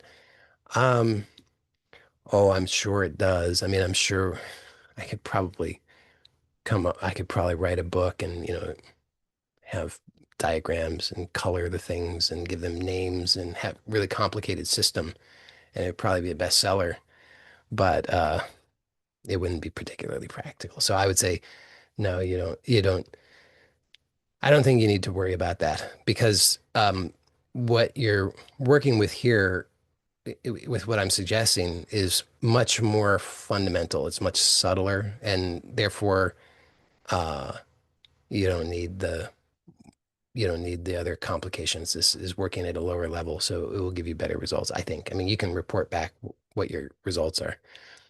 And then you say, how do you know if it's appropriate to receive? So it's a really great question. I'm really glad that you asked that. Uh, so you have a uh, you have a power and a right to say no to what you don't want. It's absolutely fine. It's good. You get to say no to what you don't want. And so if you don't want, then you can just say no. You don't have to do anything other than that. Just say no. I mean, like, so like if I say, hey, you wanna get some ice cream? And if you don't want ice cream, you don't like ice cream, you have lactose intolerance or whatever, and you're like, no, that's all you gotta do. No, easy. Uh, you don't have to reject. You don't have to like armor yourself. You don't have to stop breathing. So so you don't have to resist. All you have to do is just say no. I think for many of us, again, this is by association. We associate no with resistance and rejection, but it's not actually true. No is just no. I mean, because if I say you want to go get some ice cream and you say no, well, that's all there is to it. Uh, you don't have to resist anything. I mean, like you're just saying no, so you're not going to take the action. You're not going to go get ice cream. You don't have to resist anything. You're just not taking that action. Um, so, but the problem is when we associate no or having boundaries or preferences with uh, danger or needing to resist or therefore not receive, then we put ourselves into a state where we're not receiving or we're trying to manage receiving.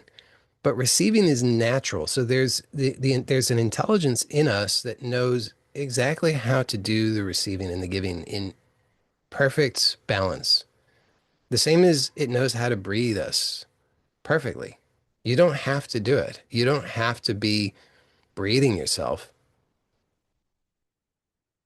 But as you tune in and notice how you are breathing, you will notice the ways in which unconsciously you are interfering with the natural breath.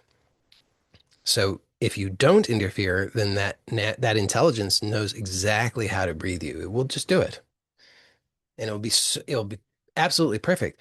But it's only your unconscious habits that interfere with that. So it's the same with receiving. The intelligence knows how to receive and how to give in perfect balance, and in the perfect ways and all of that. It's only that you have a habit of interfering with that becomes problematic. So I think that you will find if you explore what it is that I proposed today, I think you'll find that that starts to shift for you, and you'll just naturally find yourself uh, receiving and giving in the right, exact, perfect ways for you. It's yeah. I hope that that's clear. Um, and then you say, I've also noticed fear when thinking about something I want to receive. Yes. I mean, and so notice that the fear is is feeling, and feeling is doing. So you're doing something. So and that doing that action is involves some tension. So there's some resistance, which is going to show up through your breathing. And so using uh, the exercise that I suggested today, I think you'll find can be really helpful for that because it's just it's a habit. But as you bring awareness to it, then you allow yourself to start to shift that habit. All right. So we got a question here that says, when emotion naturally arises in something like me singing, how do I allow it fully without subtly trying to manage, control, or hide it? I'm so angry and mad and sad and happy and excited at the same time. It's so freaking confusing. Uh, well, it is it's my answer is going to be very similar to everything else I've said. So there's just there's just associations that you've learned where uh, whatever it is you learned that this isn't safe, and so it can there can be multiple layers as you're describing where even even the emotions, even feeling itself becomes dangerous. We all learn this. We all learned that certain uh, types of feeling are dangerous because we'll be punished, we'll be isolated, outcast, rejected, humiliated, whatever. We associated having certain uh, emotion as that's dangerous. So the best remedy that I know for that is basically what I suggested today, which is to be aware when that's happening and just allow yourself to make the choice that you want, and just to your best of your ability in a gentle way. So never with force, but as you're this the context here is when you're singing. So as you're singing and you notice that there's this impulse to try and manage, control, or hide, then notice that impulse to manage, control, or hide is feeling. So you're feeling that impulse, right? That's how you're aware of it. And so that is something that uh, you didn't have any choice in until you became conscious of it. But when you become conscious of it, then you have the choice. Do you want to continue to do that, or do you want to just allow yourself to receive whatever it is that's happening? So life is offering you this opportunity to receive all the feeling that's happening.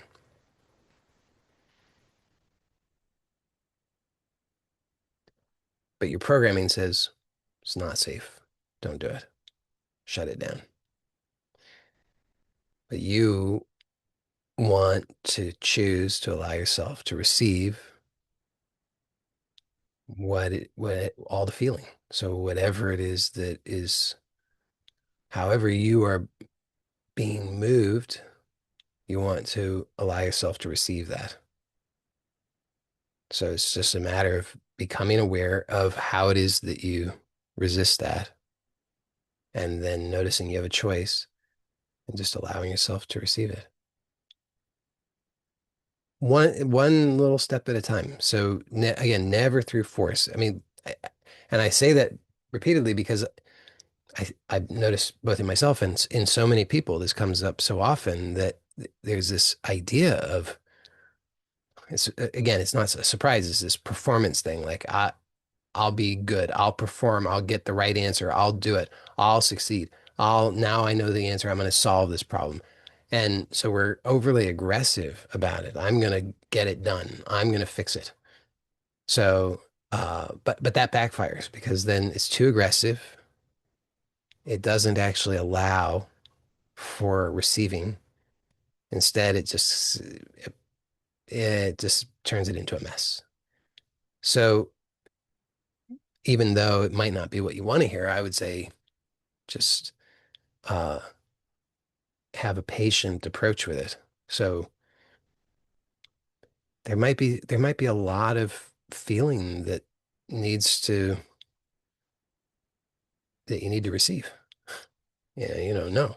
So, but if you have an agenda, you say, I got to get it done. I got to get it over with. This is the problem. This is in my way. If this wasn't here, then I'd finally be able to live my life. And it's like, no, maybe what life is actually offering you, what life is really saying, here's how to really live is receiving feeling. So it might not be the thing to do to get through it so that you can get to the other side. Maybe it's the thing itself. Maybe that's it. Maybe that's the gold. So consider that possibility, see what happens. Then says, how do I recognize in real time when I'm trying to control life instead of allowing myself to receive? And what is the simplest shift I can make in that moment? I don't think I understood today's lesson. Truly, I feel so lost. Uh, well, if you notice that you're feeling, I guess a simpler way would be to say if you notice that you're feeling bad, and that so could be anything, it could be uh, frustration, anger, rejection, disappointment, humiliation, envy, anxiety, anything that you consider to be bad, then you could view that as an invitation. It's like a reminder letting you know, a little alarm going off, just letting you know, hey, check it out. Maybe this is a receiving problem. Maybe you're not receiving. Maybe you're still thinking, I need to do this. I need to, I need to do it. If I could just be good enough, smart enough, strong enough, if I could just try hard enough, I'll finally get the reward. But it's not really working because you're feeling bad. Then that's just an opportunity to check it out and notice, well, how, what am I rejecting? Am I, am I, am I trying to protect myself from something? Am I trying to isolate myself in some way? Am I trying to cut myself off from the totality? Am I basically saying, no thanks, God, I've got this one? And so if you find that that's true, then just go through the exploration that I suggested today.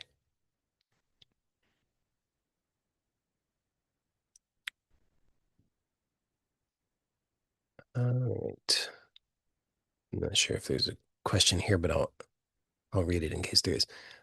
This one says, there is an event that has caused me a lot of pain and resistance since I was a child. There as a good friend of mine at that time, at least that was what I was thinking because the reality was not like that. He was a bully. One day he gifted me a bicycle. I was so happy riding the bicycle finally, and after 2 days he asked for it back. So I gave it to him.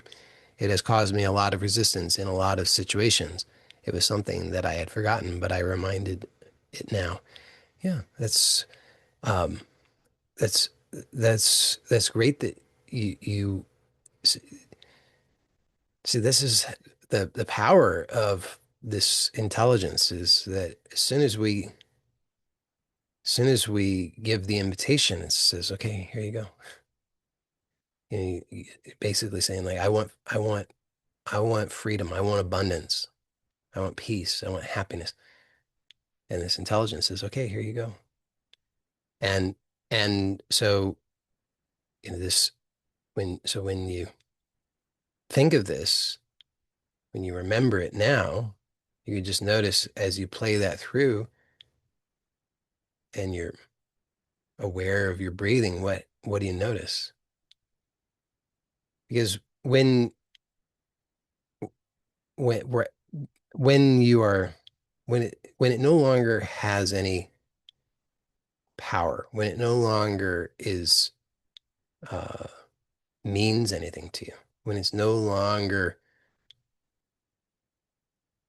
uh, unconsciously influencing your life, then you can think of it, imagine it, remember it in all its detail, and your breathing is just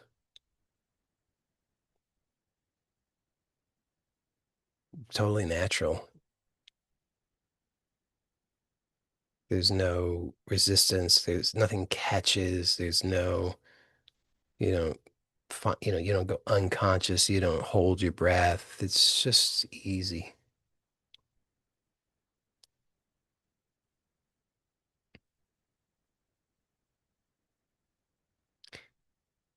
So here's a question that somebody has about parts integration. So when doing the parts exercise, are you only meant to accept positive answers from the other part? Example, if the part says the positive intention is to not feel scared, should we actually only accepting an answer like to feel safe?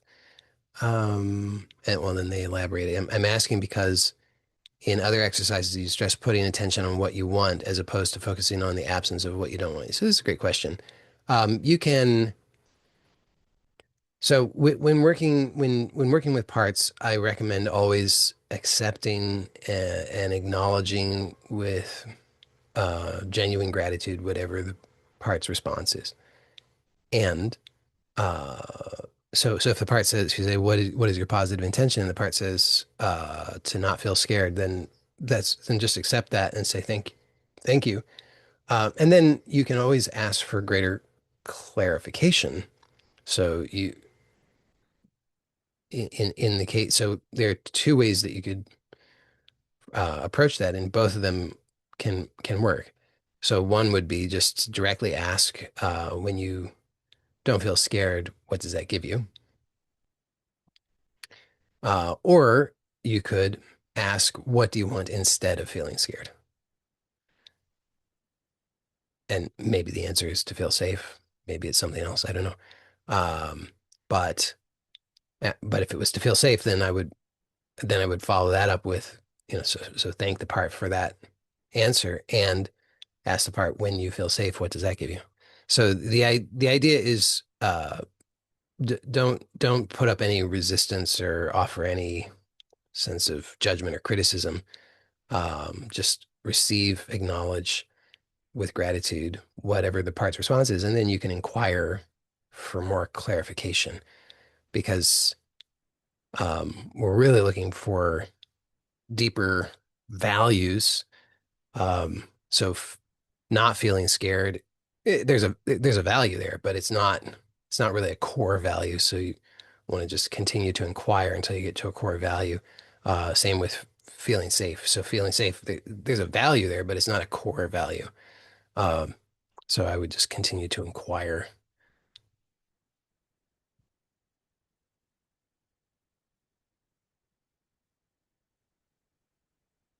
And just to clarify, because you say that I often emphasize the importance of putting your attention on what you want as opposed to focusing on the absence of what you don't want, which is true.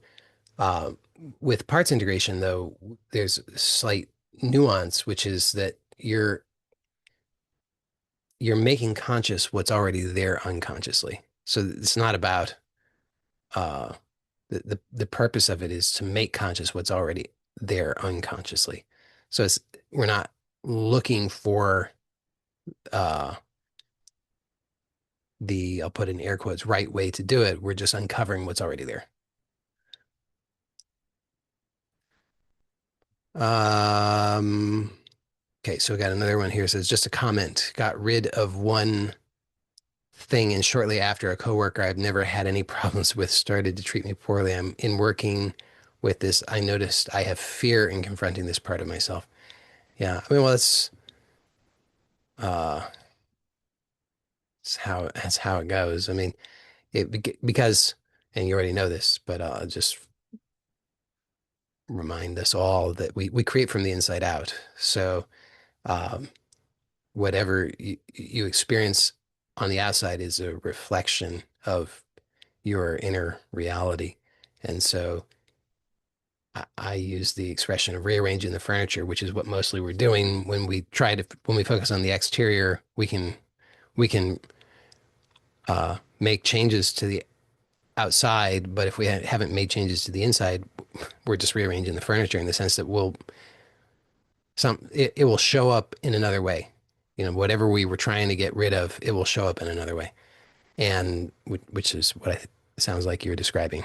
And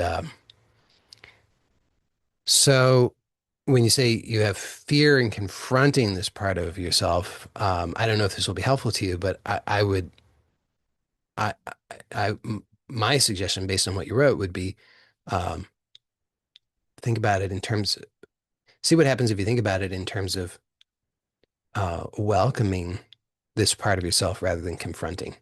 I mean, I think I think it's very helpful to think of parts of ourselves as little children. Um, I think for the most part, they usually were formed when we were children. And in any case, I think most people want to, whether a person is a child or not, I think the same kinds of rules apply in terms of what people prefer. So if you think about um, when you were a child and you think about if somebody confronted you, how was that? And what did you want to do when you were a child and somebody confronted you? I wanted to run away. I wanted to hide. I don't know if that's how you responded, but we all have different ways of responding. Some of us become uh, reactive and aggressive. I mean, there are a lot of different strategies, but probably whatever that is probably not ideal in terms of the kind of outcome that you're wanting in the situation. And so if you're thinking about confronting a part of yourself, then probably the part's response would be, well, probably fear, which would probably be why you would experience fear. Um, but if you really think about these parts as they genuinely they have good hearts. They have good intentions. They are your allies. They are your friends. They are here to support you and help you. If you start to really understand that and appreciate that, then even when the parts have strategies that really are outdated and are not giving you good results, you can, instead of thinking about it in terms of confronting, it's like this part is not doing anything bad or wrong. This part is just carrying out its instructions. It just that you gave it, albeit probably unconsciously and probably a long time ago. But uh, if you really think about it then as, oh, this is my friend and ally, and I just need to update my requests. Like my friend and ally is working really hard trying to fulfill my request. It's just that my request it's trying to fulfill an old request. and I just need to give it a new updated request so it has a new instruction, a new mandate.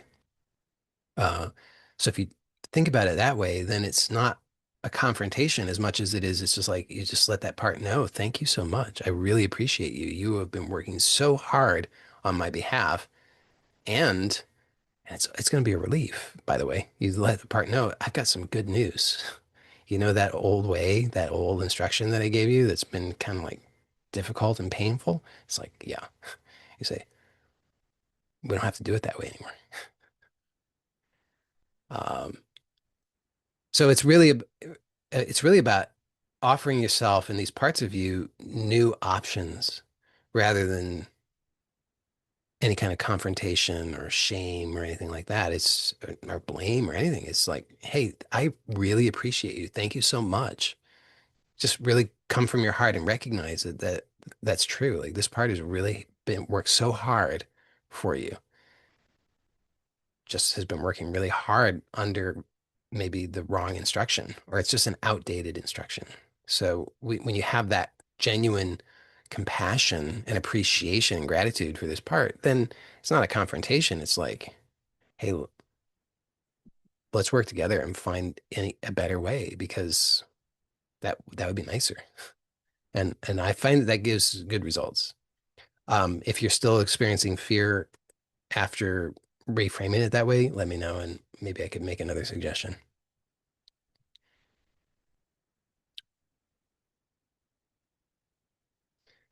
Question that says breath awareness will solve the trauma around receiving slash living and heal everything in my life, right? It can. It was like I said earlier to, I don't know if it was you or somebody else who asked a question or made a comment. Um, so if you, if you really stay with it and listen really, really well and trust, then yes, you will be amazed at how much that will uh, transform your life in a positive way. And for many of us, that's challenging because so many fears come up and so many doubts come up and we forget and all kinds of things.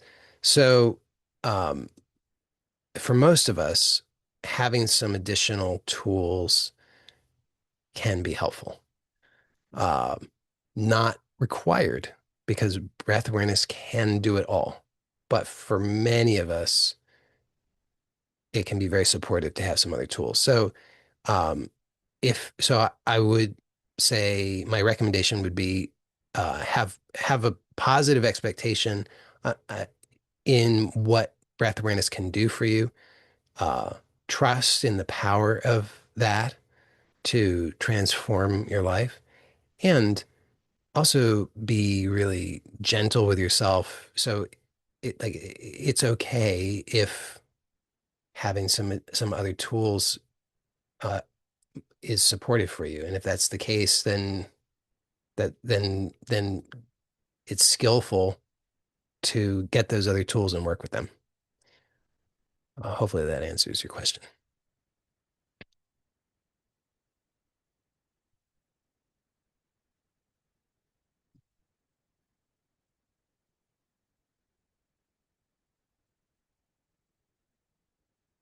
So this person says breathing is easy, but the heart is beating fast. Actually says eating fast, but I think you mean beating. Beating? Or did you mean eating? Beating. Yeah. Yeah. That's what I thought. Um, yeah, that's okay. Maybe the heart beating fast is exactly right. It's a really, I think it's a really important point because I've noticed this in my own experience, and I hear from so many people about this these habits of thinking that certain phenomena are indication of a problem, like if the heart is beating fast, or if there are thoughts or or stress-provoking mental images or whatever. We think, oh, that must be an indication of a problem. I have to solve that problem. I don't think so. Sometimes things are just happening, and maybe maybe it's just being processed, released, worked through, and that's okay. So that's my suggestion about that. All right. Somebody says, why is that despite having the clear, conclusive answer and perfect pointers slash guidance slash solution in slowing down and practicing mindfulness slash self-awareness, my brain keeps looking for ways around that? Um, well, I mean, you're not alone in that. I mean, that's part of that is that's just how we've been programmed. I mean, there's a lot of th those old habits have a lot of momentum behind them. It's not just you. I mean, the whole of society has been building up all of this momentum for so many years with the old way that doesn't work. But that's just how it is that society is constructed. So we got a lot of years of programming with a lot of fear built into it. Um, you know, we're taught, and it's not always made explicit, but it's always there behind the scenes that if you don't follow uh, the fear-based uh, hustle till you can't any longer and worry about everything approach of society, then uh, it's going to go really badly for you. You know, you'll be toothless, homeless under the bridge. That's the programming. That's what society is telling us over and over and over and over and over in so many ways. And it's not even just what it's saying to us through people's words and through books and through social media and through schools and all the rest, but it's also just this sort of psychic soup that we're in. I mean, there's just a lot of that energetically that we're in. And so we're just kind of being bombarded with it all the time. So give yourself some grace in regard to that. I mean, it's not it's not the easiest thing. If it was so easy, then I think more people would be doing it. I mean, because it's not like this isn't exactly new information, right? I mean, this is for thousands of years. We've got, we've got, we've got, you know, manuscripts that are thousands of years old that where people have been saying these things, you know? So, uh, it just, there's so much, uh, fear and greed are so, uh, seductive. So they just have a lot of staying power. So, you know, that's a big part of it. And, so it's not easy,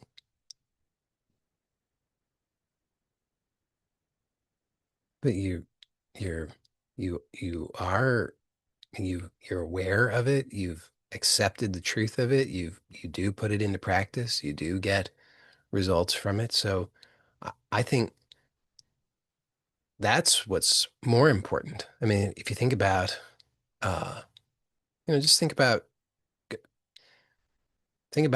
your state of consciousness 20 years ago. 30 years ago, 40 years ago. And you didn't even have any clue, right? You're just mindlessly going through life the same as everybody else. And so to have to be made aware, to have been receptive, to accept, to have to put into practice, to receive benefits, that's all huge. I think it's a real blessing.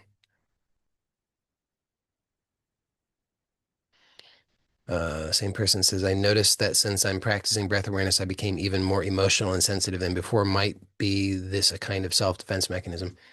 Um, it could be, but it could also be that, uh, I mean, it, you should, I mean, you should notice that you're more sensitive because that's kind of what you're training, right? You're more sensitive to subtle things, um, more self-aware.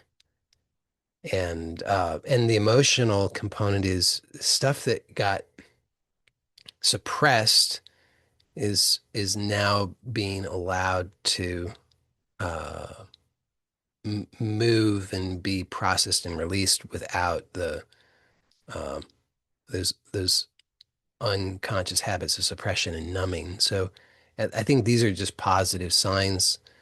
Um, and if it's uncomfortable for you, then I think it's also important to acknowledge the the need for self-care.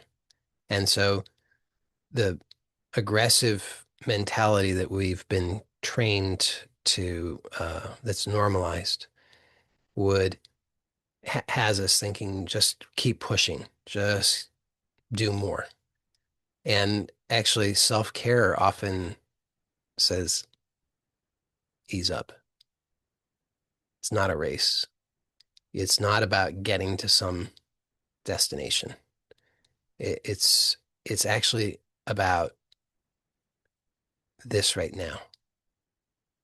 If you're this is the only thing that you have, this right now. You don't have a future. There's no future.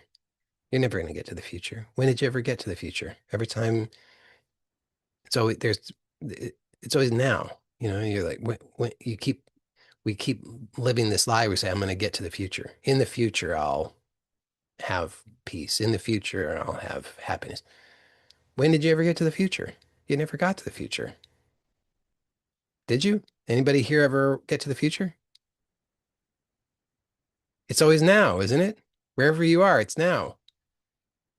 So if you're believing still, oh, I'm going to get to the future, self-deception. Now, if you're not if you're not actually allowing yourself what it is that you truly want now, then you're deceiving yourself. You're not going to get it in the future. But that aggressive tendency is, oh, I just got to push harder, push harder, push harder because then I'll be rewarded in the future. Not true. Gift yourself with what it is that you truly want now. So what is it you want now? And then gift yourself with that now. And you have to really this requires so much self-honesty though, because the problem is at a superficial level, people think, oh, I want happiness. Well, how will I give myself happiness now? Oh, I'll eat a donut. Yeah, no. That's that's still mechanical thinking. That's still if I do this, then I'll get that.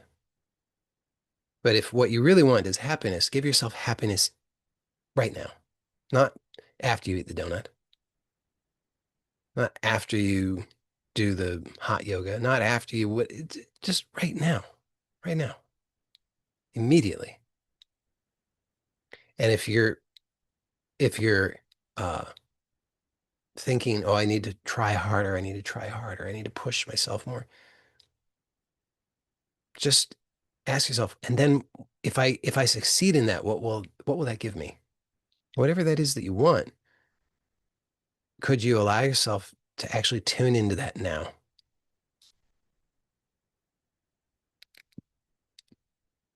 And and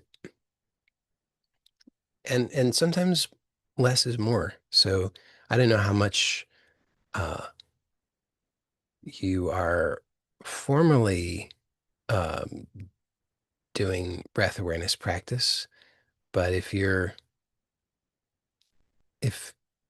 you could consider reducing the duration. Also, I think um, frequency is more powerful than duration. So, uh, so like if you're doing if you're doing an hour long practice or something, or you're doing a half hour practice, uh, once a day, I would say try try doing try doing a couple 5 minute practices a day and see how that works for you. Or just because frequency, as I said, frequency is more powerful than duration. And one problem is that excessive duration can lead to uh,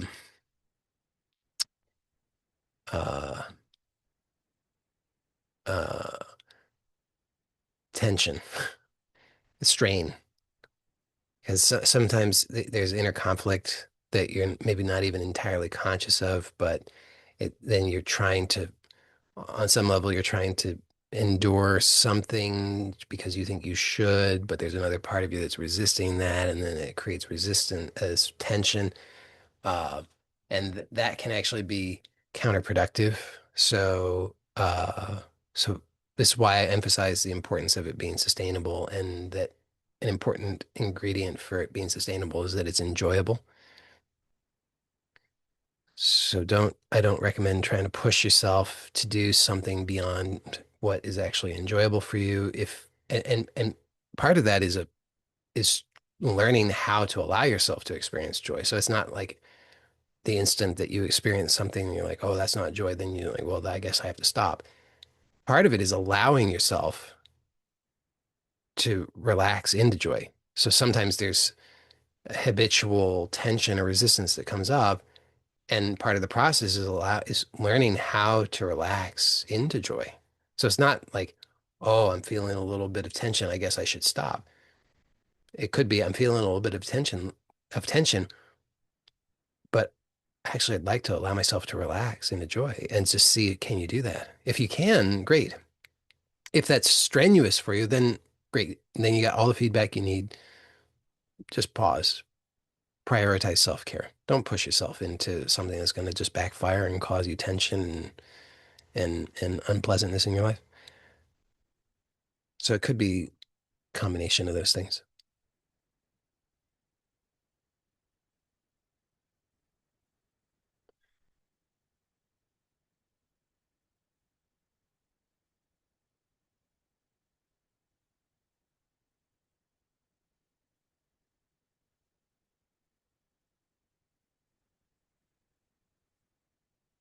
Yeah, somebody here says comments. I found I naturally gravitate towards shorter breath awareness sessions. I also seem to get value even with a few minutes. Yes, good.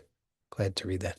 I mean, because really, ultimately, the the aim is that that's just integrated into your life, right? You don't you want that all the time? Don't you want to be able to just actually receive and breathe and be blessed and experience joy all the time? So thanks to all of you. Blessings to you all. Take care. Bye for now.